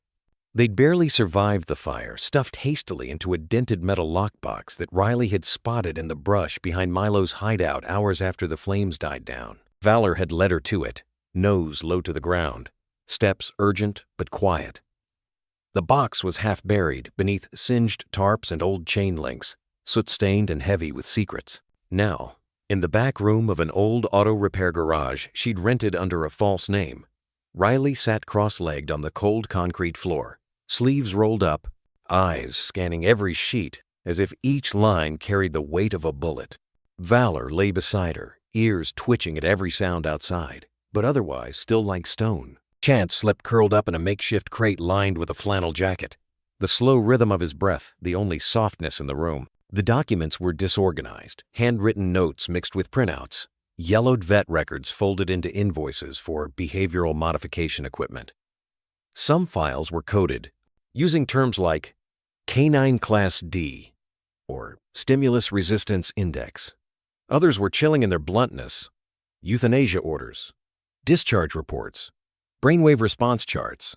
But it wasn't until she reached a faded file folder marked in red pen, K9 off, system early retire, that Riley felt her stomach knot. There, in shaky but unmistakable handwriting, was Caleb's name. And beneath it, Valor's serial code. Her fingers paused. Then, slowly, she turned the next page. A list, all canine second, all labeled non-compliant, unstable, withdrawn from program, and all with one thing in common: retired early under mysterious circumstances. Some lived less than 6 months post-discharge. Others were transferred to partner facilities that left no trace. At least 3 were listed as deceased without autopsy reports. At the bottom of the list, 3 words were stamped faintly, almost invisible now: Project Resurge. Initiative active. She whispered it aloud. Project Resurge. Valor's head lifted slightly. Riley turned to the last page's printouts from a private contractor's billing ledger, routed through a shell company in Delaware. One logo repeated across the documents: a silver-winged triangle above the name Lumicon Tactical. She'd heard of them. Rumors, whispers. A firm that operated in the gray, one foot in private security, the other in black-budget research. They weren't just bodyguards. They were architects of controlled violence, deployable shadows. And somehow, they were connected to these dogs. She stood slowly, walking to the window. The garage was silent, tucked between abandoned warehouses near the train yard. Outside, only fog moved thick, curling across the gravel like smoke too stubborn to fade. Behind her, Valor shifted closer to Chance's crate, then sat, quiet, guarding. Riley turned back to the files and lifted a photo clipped to the last document. It showed a younger German shepherd, lean, scarred, one ear partially torn. But what chilled her was the handler beside the dog. He wasn't identified, but his stance was unmistakable. It was Caleb, not in uniform, but in a civilian jacket. Unshaven, eyes tired. There was something in his face, not fear, not anger, something sadder, like he'd already realized the truth and didn't know what to do with it. Riley slid the photo into her jacket pocket. Then she opened her laptop and typed the name into a protected browser. Project Resurge. Nothing. Next. Lumicon Tactical. Just glossy PR pages. No public mention of K9 research. No ties to government contracts. But her gut told her otherwise. She entered the serial numbers of the dogs from the file list into old DOJ archives, police partner programs, veterinary databases. One after another. Flagged as deceased. One after another. Causes of death. Unclear. Until she hit one named K937 Ampere. Archer and a single hit came up in a private Reddit post on a handler's grief forum, dated 4 years ago. He was fine one day. Alert. Active. Then he just froze up. Refused to respond. Slept for days. I swear. It was like something switched off inside him. Vet said his blood had traces of something. Foreign. Nothing they'd seen before. They made me sign a form. Told me to keep quiet. I've never forgiven myself. The username was deleted. But Riley didn't need more. She looked back at Valor. He was watching her still, steady. Like he always knew this trail would end in fire and shadows.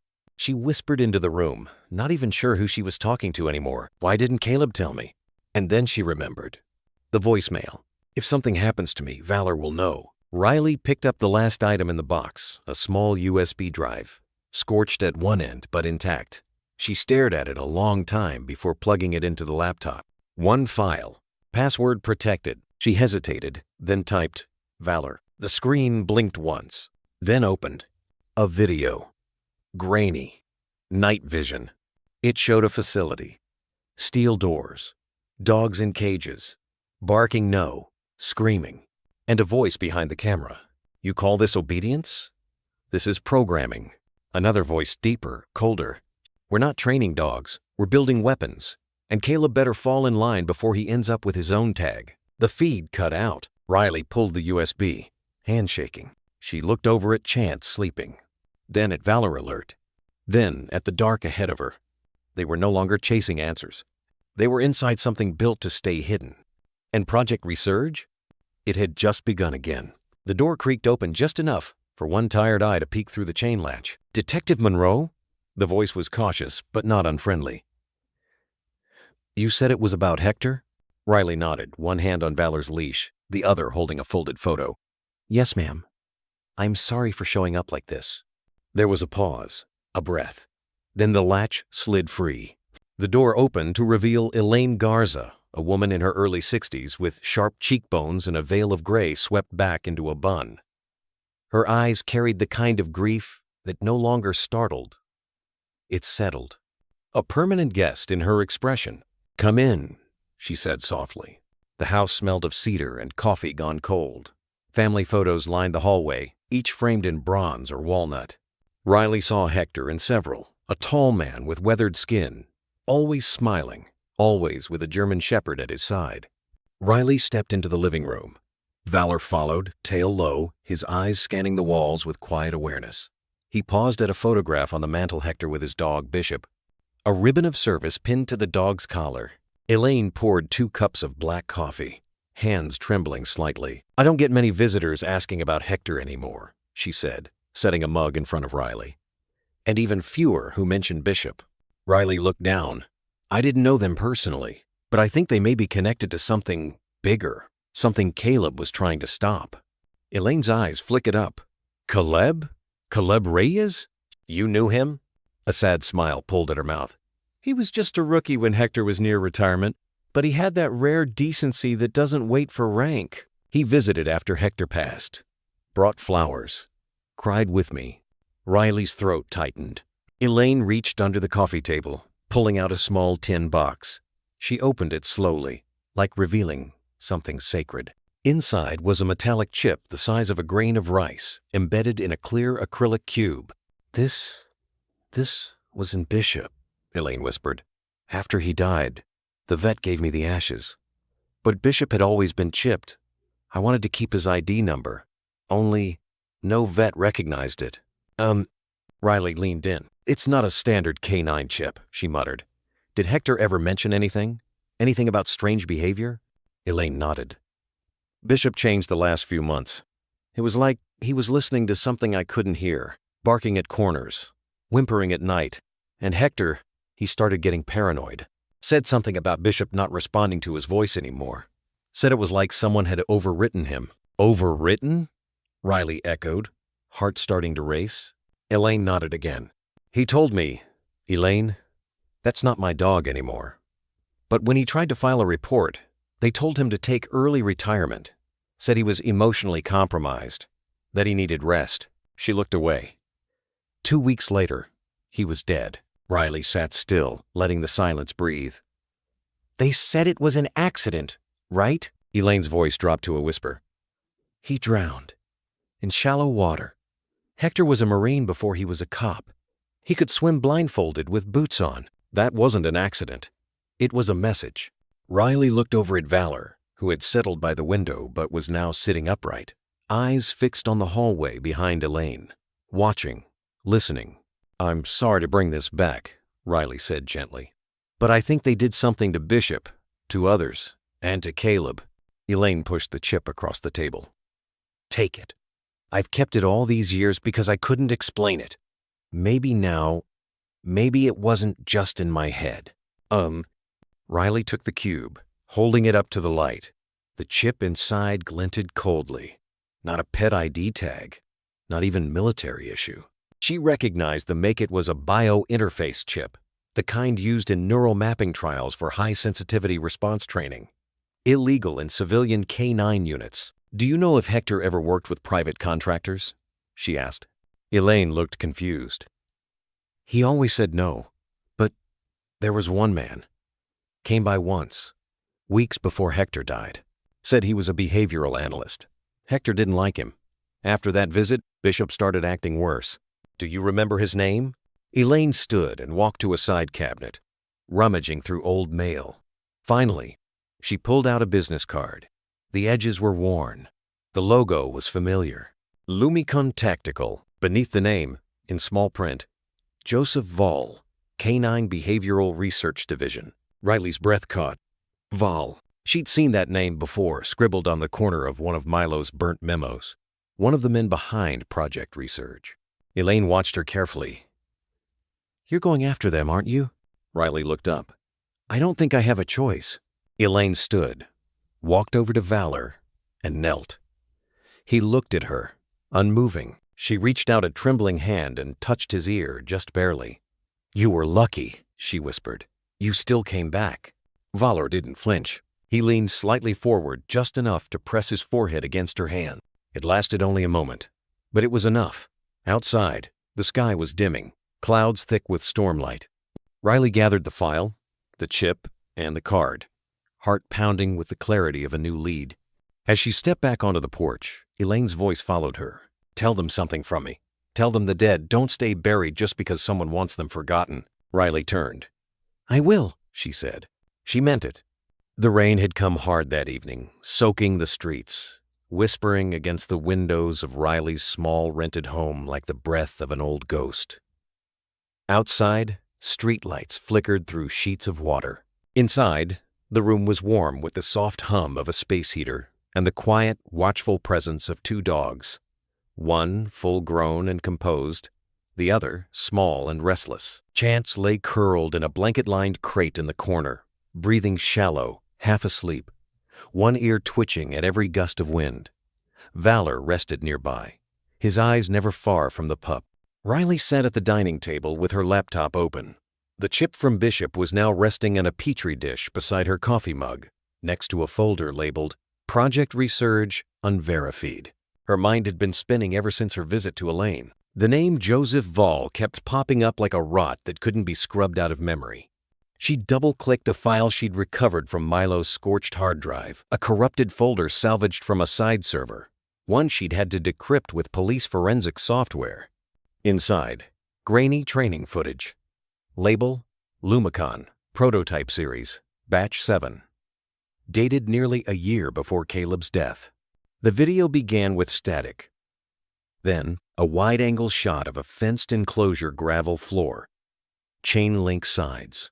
A handler in black tactical gear walked a German shepherd back and forth along the perimeter. There was something cold in the way the dog moved. Too precise. Too empty.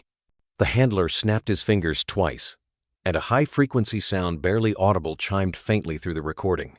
The dog's body tensed like it had been shocked. Riley leaned forward, brow furrowed. Suddenly, Chance, silent for most of the night, lifted his head sharply.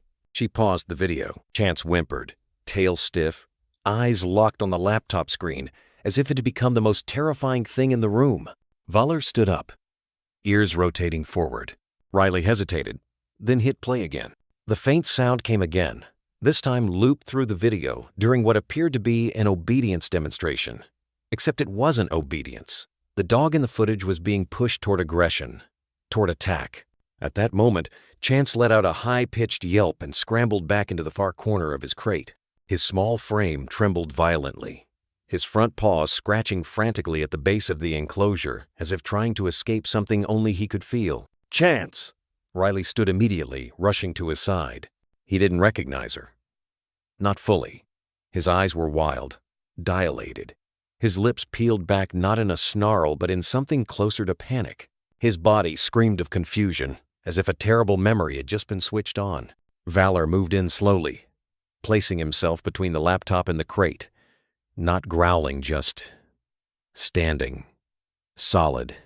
Protective. Riley crouched low and turned the video off. The room went still, save for the ticking of the wall clock and the soft tremble of Chance's panting. Her fingers brushed his fur. "You're okay, buddy," she whispered. "It's gone. It's not real anymore." But she knew that wasn't true. What she'd seen, what he had reacted to, wasn't conditioning in the way traditional canine-second were trained. This wasn't about learning through praise and repetition. This was engineering. She gently coaxed Chance out of the crate. He collapsed against her like a wet leaf, the strength in his legs gone. Riley cradled him in her lap like a child, stroking behind his ears until his heartbeat began to slow. Valar lay beside them, one paw resting across Chance's small back. A quiet gesture. Protective, ancient. It took nearly 15 minutes for the tremors to subside. When Riley finally stood again, she walked back to the laptop, now dark. She touched the trackpad but didn't play the video again. She didn't have to. In her gut, a horrifying realization was settling. Chance hadn't just been a puppy someone abandoned. He had been created. And the sound, whatever it was a trigger, a digital leash, possibly a weapon. She opened her notes and scrawled the words. Conditioned by frequency. Engineered response. Not training. Programming. Then she added, "How many more? How deep does this go?" Her phone buzzed. A message from a number she didn't recognize. No text. Just a voice memo. Riley plugged in her headphones and played it. A deep, male voice spoke softly, with forced calm. "Detective Monroe, if you're hearing this, you've begun to connect the dots. Please understand, what you found is only the outer layer. They don't just breed dogs, they breed control. And they're not done yet. You want answers? You'll need to go where it started. Lumicon, off-grid facility. Southridge, Unit 1-2. The message cut off. No signature. No repeat. Just coordinates and dread. Riley looked at Valar. He was already standing, his gaze locked on her.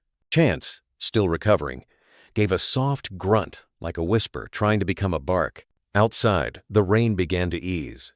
But inside the house, the storm was just beginning. The wind came down the mountain like a memory cold, uninvited, and full of things no one dared name aloud.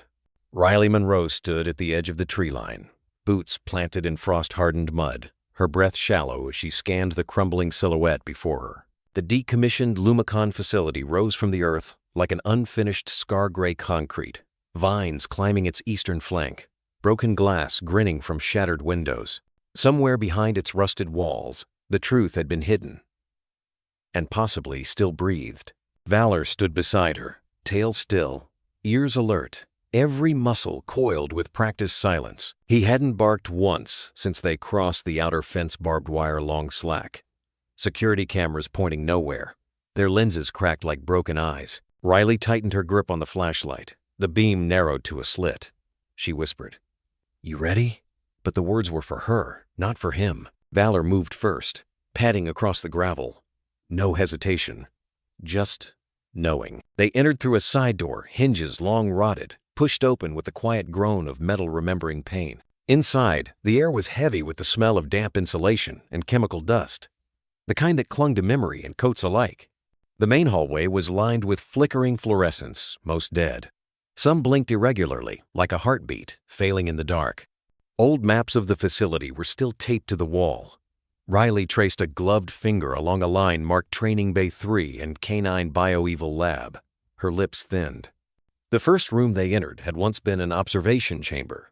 Glass panels now spiderwebbed, with cracks overlooked a sunken enclosure. There were claw marks on the concrete floor. Not recent, but not ancient either. In the far corner, a bloodstain. Small, dried into the porous ground, dark as rust. Beside it, what looked like a dog tag, half buried in dust. Riley knelt. K093.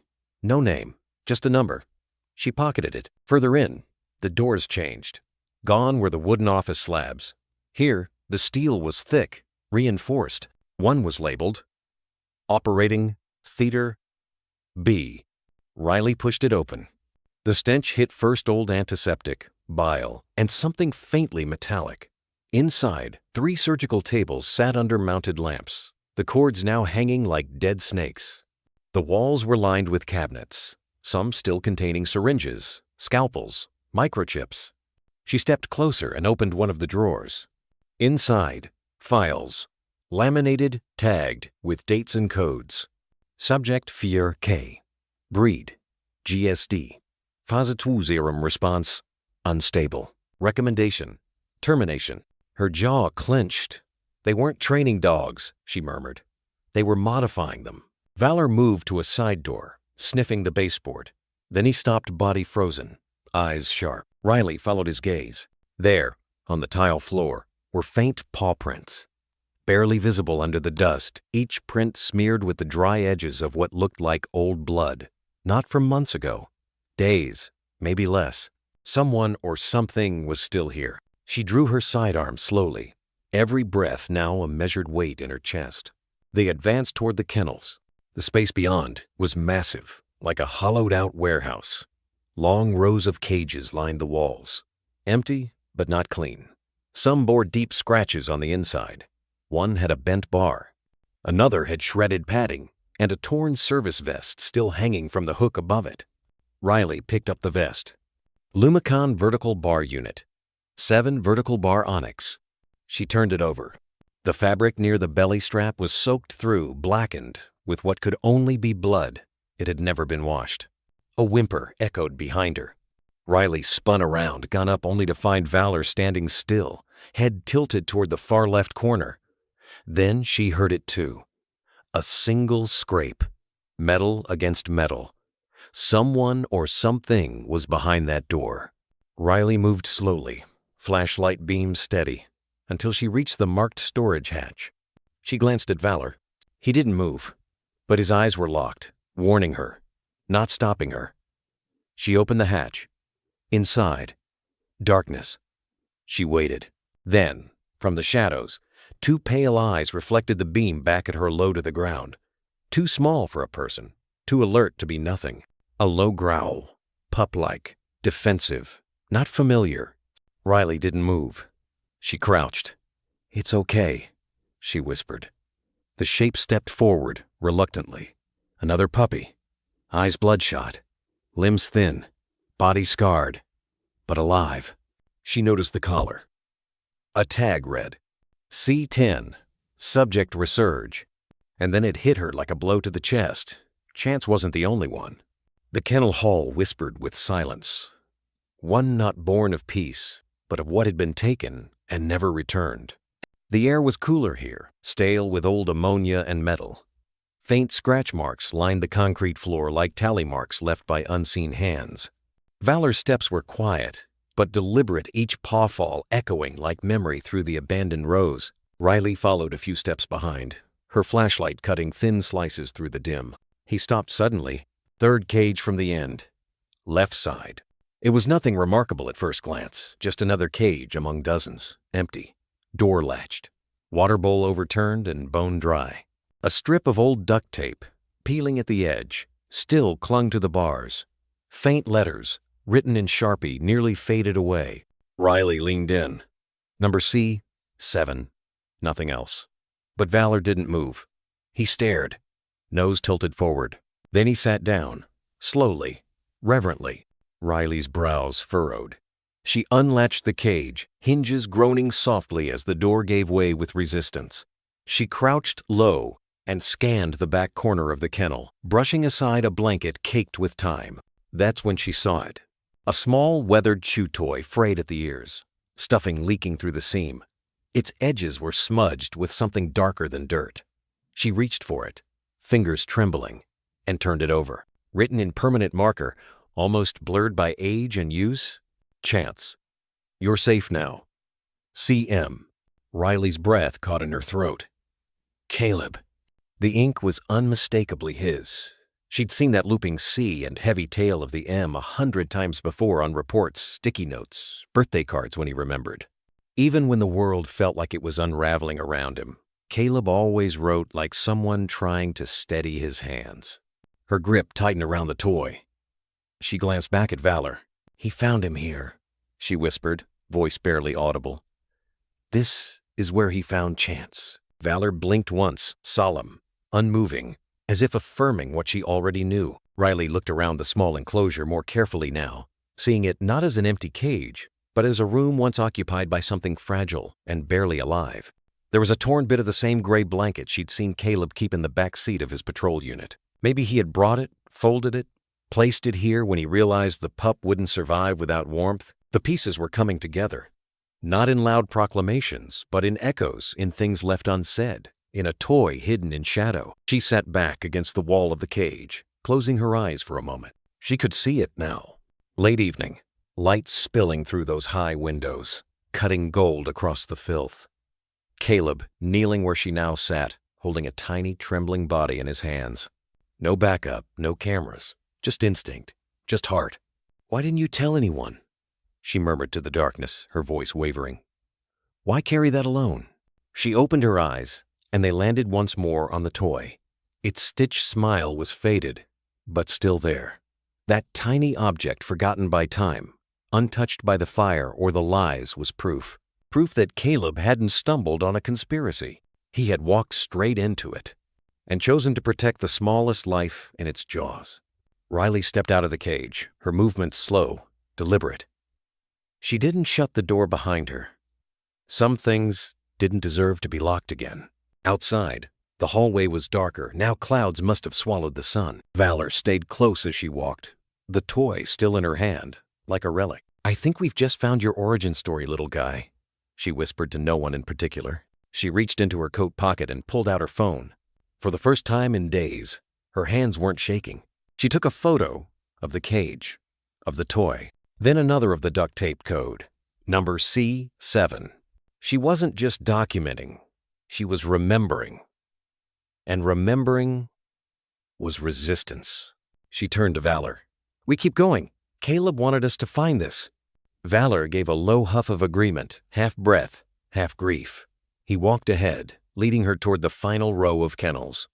One had its door hanging open. Another was charred at the bottom edge, as if someone had tried to destroy it, but failed. The facility wasn't just a lab. It had been a farm, one where innocence was measured, numbered, tested. Chance had been born here, or worse, designed. And Caleb had pulled him from that fate, wrapped him in his own jacket, and tried, however quietly, to save one life from whatever this place was meant to create. Riley stood in the middle of it all, surrounded by ghosts. But one ghost was louder than the rest, and his name had been Caleb Monroe. The deeper Riley and Valor moved into the compound, the more silence pressed in like a second skin. Gone were the faint dog tags clinking against metal. Gone were the echoes of forgotten barks or boots against tile. Here, in the bowels of what was once a fortress for breeding obedience, there was only stillness and the smell of old metal and something far colder, sterilized fear. A rusted stairwell led them down, each step groaning under their weight. At the base of the steps, behind a warped steel door marked Restricted, Level 4, Valor paused. His ears twitched. Nose to the seam, Riley tried the handle. Locked. She exhaled and pulled the small pry bar from her belt. Caleb's old one, still etched with the faded initials CM on the shaft. One good wedge, 2 strong pushes. Click. The door creaked open. Inside, darkness, dense and suffocating. Dust motes swam in the sliver of light that broke through the hallway. The room was windowless, lined with dormant servers and outdated monitors stacked like tombstones. Wires ran like exposed nerves along the floor. In the far corner, a backup generator blinked red, still active, barely humming. Riley approached the console slowly, her boots crunching over old shards of a broken lens or light cover. One of the monitors had a small sticker in the corner, Archive B9. She tapped the screen. It flickered, then came to life. Static, more static. Then grainy footage. A long corridor. Timestamp, 3:12 a.m. 3 weeks ago. Riley's heart beat faster. The camera angle was skewed, clearly not meant for regular viewing. It seemed like a backup, a loop left forgotten in a system someone thought was shut down. On screen, a shadow moved. It limped. She leaned closer. Caleb? His form was unmistakable.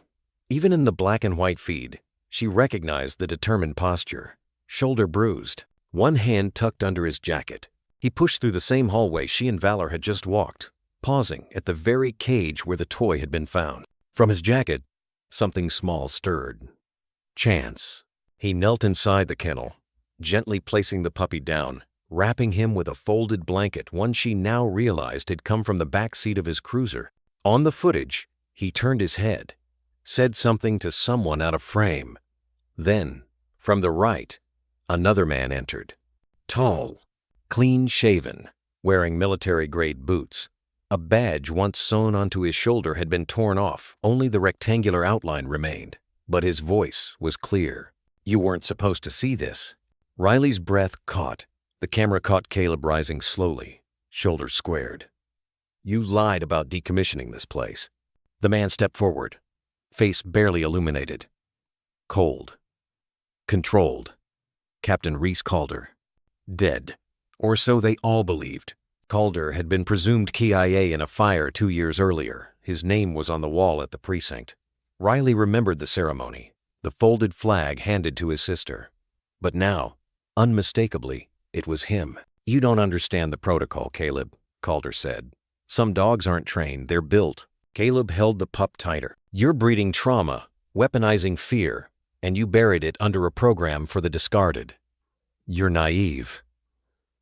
"No," Caleb said quietly. "I'm still human." What happened next on screen was blurry. A scuffle. A flash. The feed glitched. Then cut. Riley slammed her fist on the desk. "Damn it!" But the truth was already in her chest, winding through her like barbed wire. Calder was alive. And worse, he was behind all of it. Valor let out a low growl. His body leaned toward the screen, as if he, too, saw the ghost they'd thought long buried. Riley played the footage again, slower this time. She focused on every frame before the static took over. In one, she caught Caleb pressing something into the blanket. She zoomed. It was small, silver, no bigger than a USB stick. "Where is it now?" she whispered. Chance had been wrapped in that blanket. The stick had to still be somewhere. She stepped back from the monitors, heart pounding. "Caleb didn't just save Chance," she said. "He saved evidence." Valor moved beside her, quiet and ready. Riley looked around one last time. There were more drives here, some labeled with cryptic numbers, others blank. She grabbed them all, stuffed them into her satchel, then turned off the monitor. The only light now came from her flashlight and the flickering red LED of the dying backup generator. They exited the room, Valor pausing at the doorway to look back once more, then following without sound. Up the stairs, past the toy still sitting in the kennel. As they reached the surface level, Riley paused. A wind had kicked up outside, a storm brewing, but the real one had already begun. And Reese Calder, dead man walking, had no idea it was coming straight for him. The Marlow train yard hadn't heard freight wheels in 20 years. Freight boxes rusted in weeping streaks. Weeds split concrete like varicose veins. Beneath the pitted storage silo, Riley Brooks found Martin Reyes. Her knock went unanswered. Instead, a one-eyed German shepherd growled from behind chain link. Gray flecked, ribs showing but still on duty. Riley knelt, palm out. Valor loomed behind her, silent as stone. The old dog sniffed, ears tilting, then lowered its guard. A door creaked. "You brought a K9, said the rasp within. "That's how I know you're not one of them." Martin Reyes stood crooked, shoulders stooped more by guilt than age, a right leg rigid from some forgotten injury. His eyes, though, blazed sharp as broken glass. "You're Martin," Riley said. "You worked under Calder." Worked with him," Reyes corrected, hacking a smoker's cough. "Before he buried the rulebook and sold the bones." Inside, the silo office was a Frankenstein of dusty monitors, reels of surveillance tape, and file boxes stacked like tombstones. A guttering kerosene lamp painted everything in bruised light. Reyes collapsed into a torn recliner, lit a cigarette, and asked, "Why now?" "Because Caleb Monroe's dead," Riley answered. "And Calder isn't." That rattled him. He stared at rust-fogged windows, then slid a tin box toward her. Polaroids. Reese Calder beside a litter of pups. A lab table labeled Genicaltry and Cortex 47. B. Coordinates scrawled in pencil. La Silla, Nuevo Leon. He called it Project Resurge, Reyes said. Started 2021. Defense-funded pilot. Ethics board shuttered it. Calder faked a fire, faked his death, and went private Black Ops money. Ghost labs. "Why dogs?" Riley asked. "Why not? They don't have fingerprints. They obey." Calder bred litters to hear tones we can't condition from day one. Some embryos were genoweeked. Cleaner trail. Reyes's hands shook. Ash snowed onto the tin. Caleb got close because of that puppy Chance, one of the last prototypes. He realized what Calder had done. That's why he's dead. "Chance was engineered," Riley swallowed. "Part born, part built," Reyes said. "Some pups broke their programming.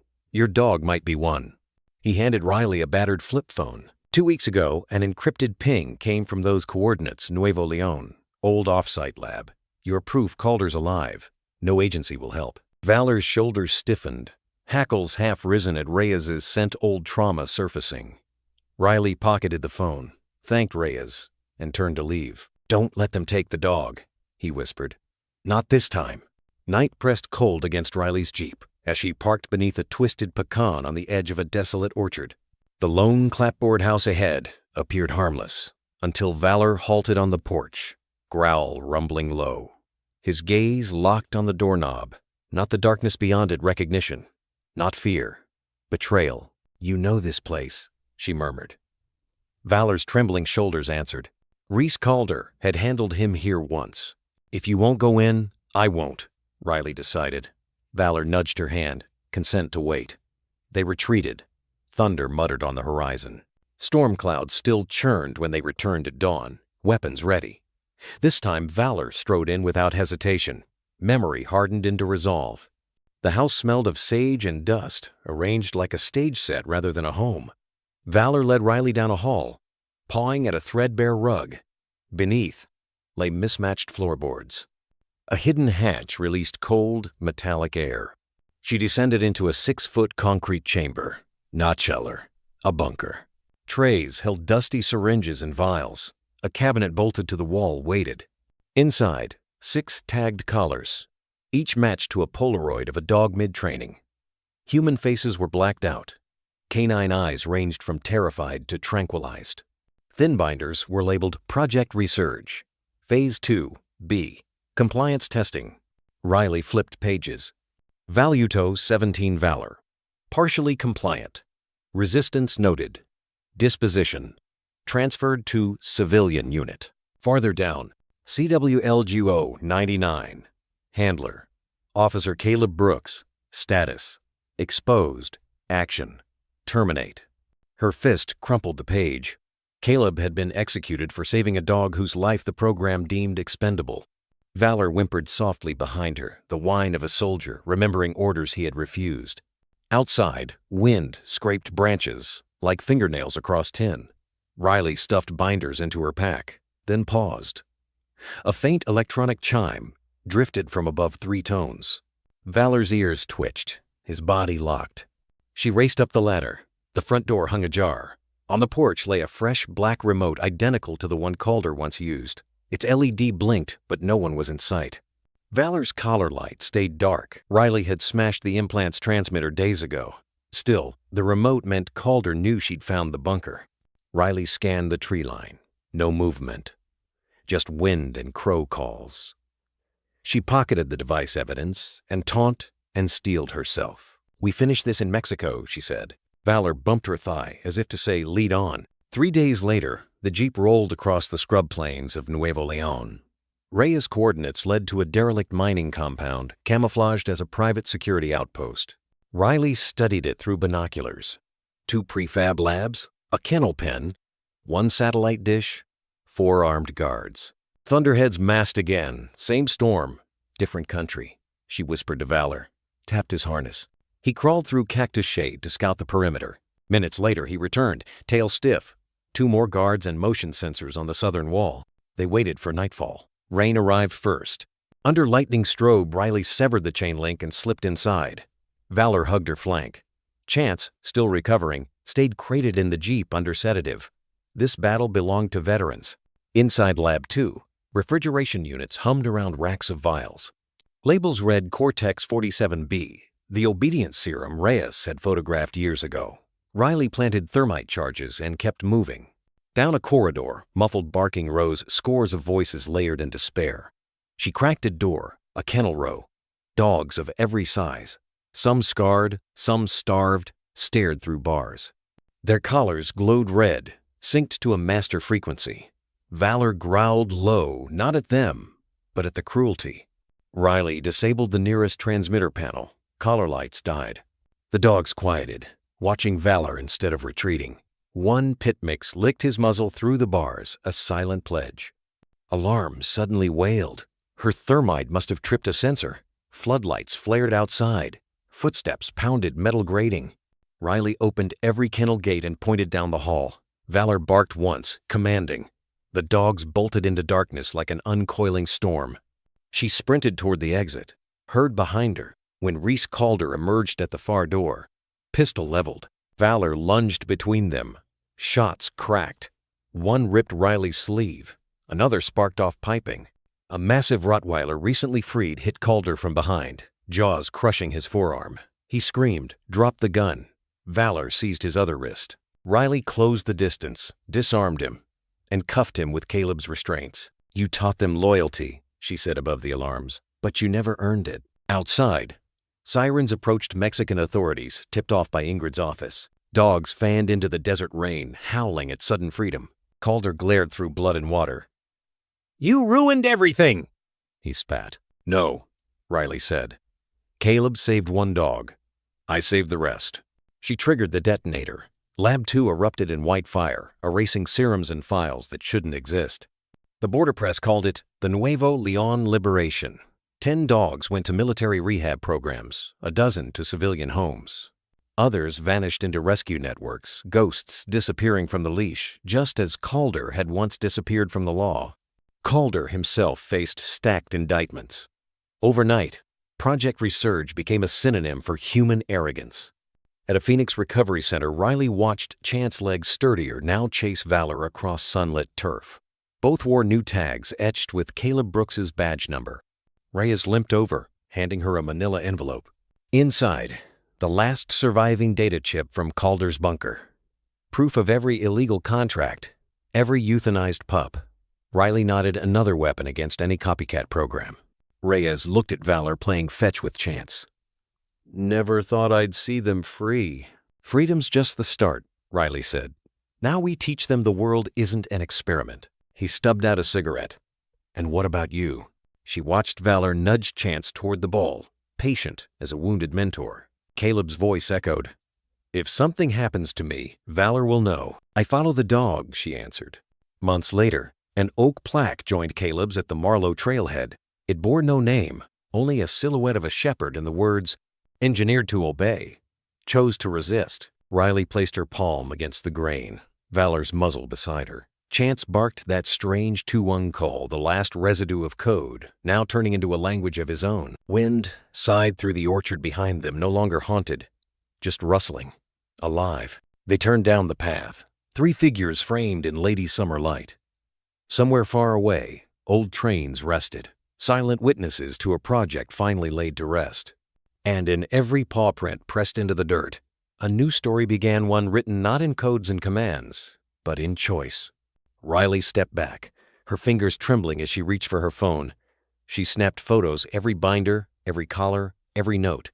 She knew the files might disappear if she walked out without them, but she couldn't risk it yet. Then something caught her eye. On the wall behind the cabinet, part of the concrete looked cleaner, like it had been scrubbed. She ran her hand across it. Smooth, cold. Her flashlight picked up a barely there imprint. A child's handprint. It was too small to belong to any adult who had worked here, too human to be coincidence. What was this place? A lab? A slaughterhouse? Or something worse, a boundary where science stopped pretending to be mercy? Riley took one last look. 6 collars. Only one had been spared, and that one now slept curled at the foot of her bed. Chance. She closed the cabinet, sealed the hatch, covered the rug. When she emerged into the hallway, her knees weak and lungs heavy, Valor stepped close. He nudged her hand gently. She looked down at him, eyes burning. "You already knew, didn't you?" she whispered. He didn't answer with a sound. He just pressed his head into her leg, a quiet vow that whatever came next, he would not let her face it alone. Outside, thunder cracked over the orchard. The storm was coming, and this time they had names. The orchard breathed again, dusk rattling brittle branches, as if the trees themselves sensed trouble. Inside the farmhouse, Riley Brooks stood at the sink, replaying what she'd just pulled from the hidden hatch. Valor's collar tags, Caleb's service files, proof of Reese Calder's resurrection. Valor lay by, the door ears pricked, muscles locked in the hush that comes before storms. 2 polite taps, then 2 harder, like courtesy forced through iron. Valor was on his feet before Riley's hand reached her sidearm. She opened the door to see the ghost himself. Reese Calder, older and grayer than his last intelligence photo, but with the same dead calm eyes. "Agent Riley Brooks," he murmured. "Difficult woman to find. You're supposed to be dead." "A useful assumption," he said, glancing at Valor. "Still loyal, I see." Riley never loosened her grip on the pistol. Reese offered a deal. Walk away with Valor and Chance. Disappear. Live. Caleb's death, he implied, had been Caleb's mistake. Riley refused. The temperature in the doorway plummeted. Reese drew not a gun, but a thumb-bio-sized black remote, and pressed it. Valor staggered, a red light pulsing beneath his collar. While the shepherd convulsed, Reese vanished into the orchard, swallowed by branches. Riley held Valor until the tremor eased. Rage eclipsed fear. They weren't being warned anymore, they were at war. Night dropped fast. Riley had just wrapped a gauze around Valor's neck when 3 windows exploded inward, synchronized. Glass stormed the kitchen. "Valor! By me!" The German shepherd shook off his daze and took point. A dog barreled in low, black-harnessed, harness tag unit 74 ampere. Reese's creation. Valor collided with it mid-leap, jaws flashing. Riley's first shot missed. She ducked behind the overturned table. A glass shard sliced her shoulder. The engineered dog broke away from Valor and lunged for Riley. Before it struck, a shrill, 2-tone bark cut the air. Chance, the traumatized pup, had toddled out, instincts overriding fear. The attacker hesitated, as if hearing a code. Ceiling speakers clicked alive. Security lockdown activated. Steel shutters slammed over doors. The intruder pivoted for escape. Valor refused, driving it into the laundry room. The lockdown sealed both dogs inside. Riley pounded on the reinforced glass until bloody paw prints smeared into view, then stillness. Valor emerged, limping, bloodied but victorious. The other dog remained motionless behind the door.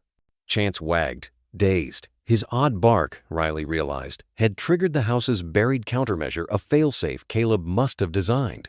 Outside, Reese's voice floated through loudspeakers. "Agent Brooks, call off the dog, walk away."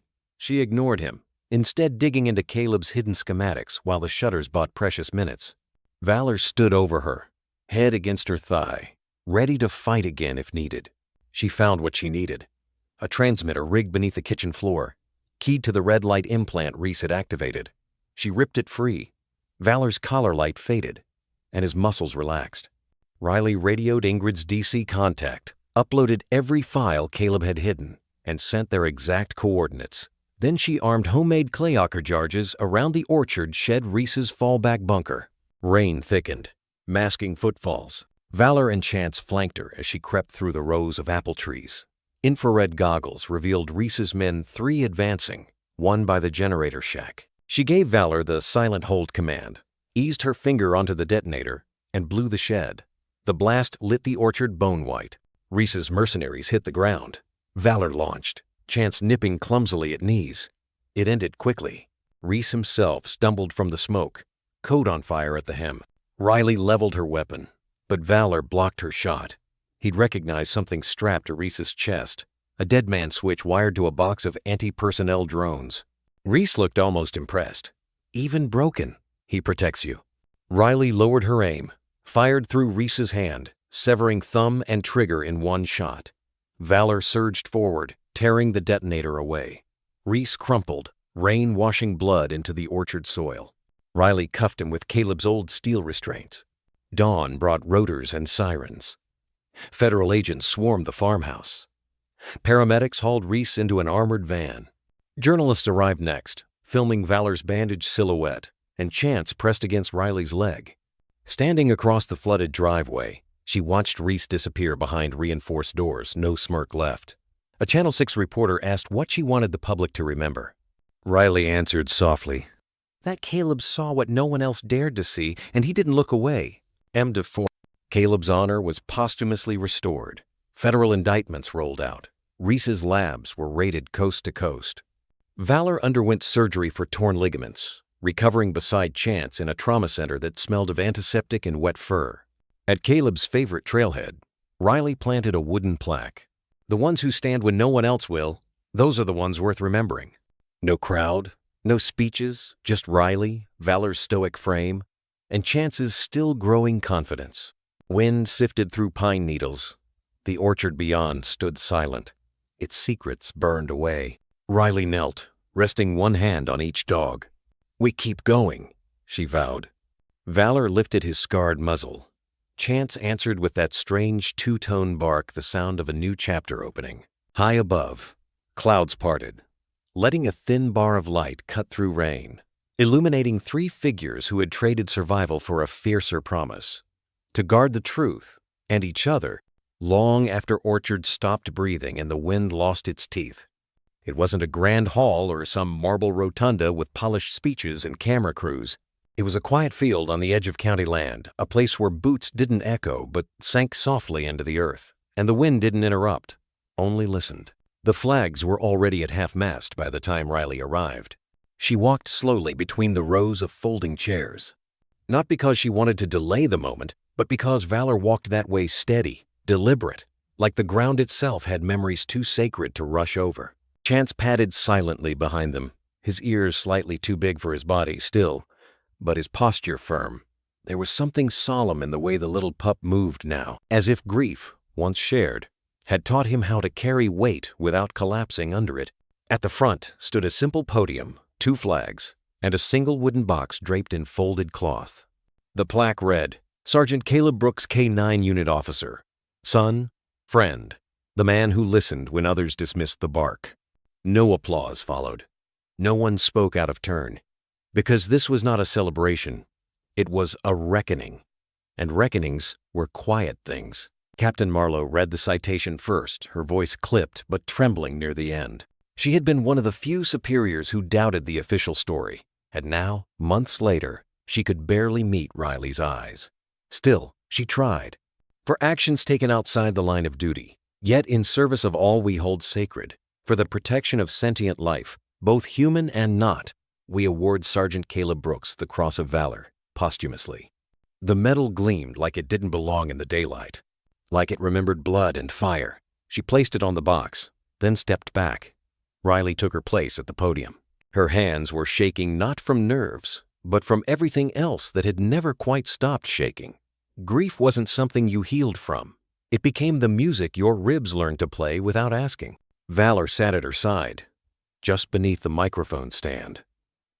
She placed a hand on his head, and then she spoke. "Caleb once told me something that didn't make sense until recently," she began, voice low and even. "He said, some truths bark before they speak."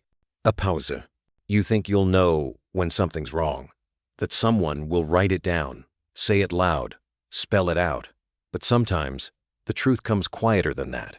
It comes as a dog refusing to leave a locker, as a growl in a storm, as a puppy that flinches when he hears a sound only he remembers." Riley looked down at Chance. His gaze held hers for a long, still moment, then blinked, as if in agreement. Caleb knew. And when no one listened, he didn't stop. He followed Valor into places most people wouldn't even admit existed. He risked everything to save those who had no words to beg for help. She looked out across the crowd. Some were officers, some were strangers. A few were widows. One was a boy with a German Shepherd puppy in his lap, wiping his nose with his sleeve. And then her voice broke, but she didn't stop. When people talk about courage, they picture running into danger. But Caleb, he walked into silence.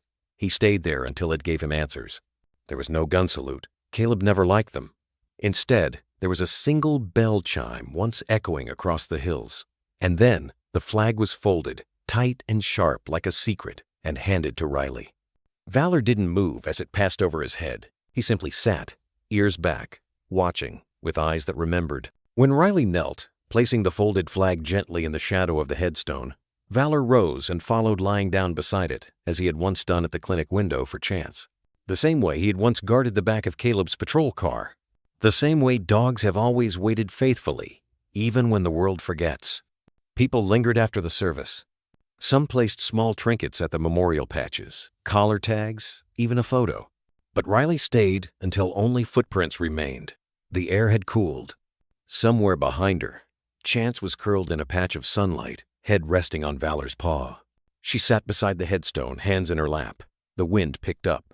Soft, then a bit stronger, almost like a whisper, almost like something saying thank you. She didn't speak this time. She didn't need to.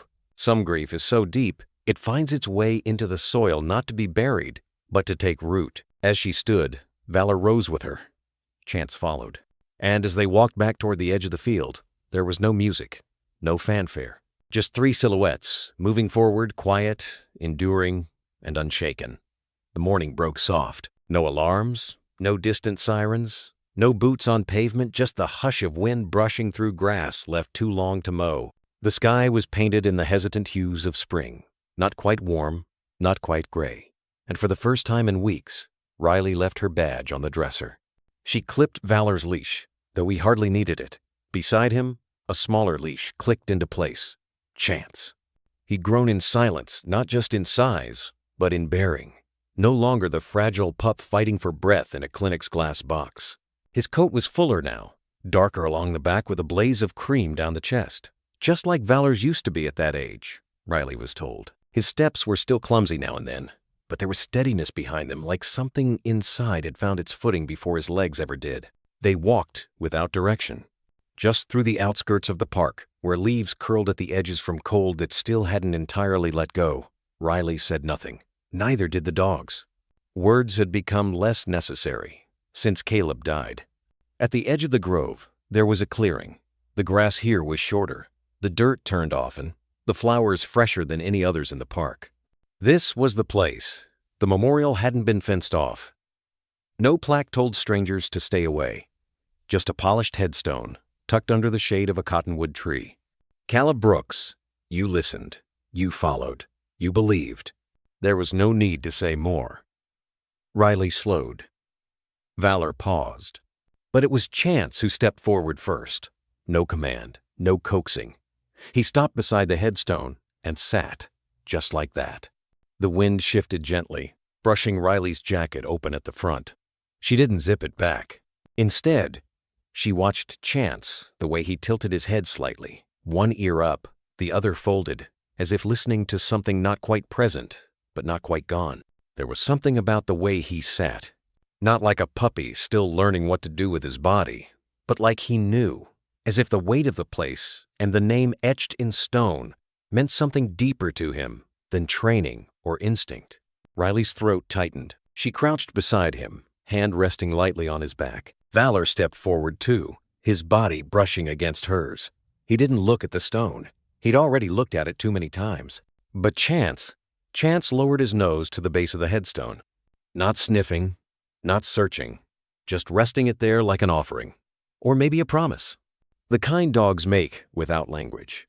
The kind humans spend a lifetime trying to understand. Riley blinked back the sting behind her eyes. "You never met him," she whispered to Chance, voice barely louder than the breeze. "But somehow you carry him." The puppy looked up at her. No bark, no wag, just stillness. A stillness that said, "I know." They sat like that for a long time. 3 forms.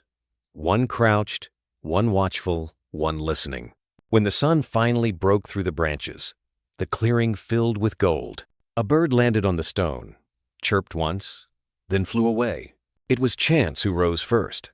He took one step back, then another looked at Riley, looked at Valor, and then began walking again.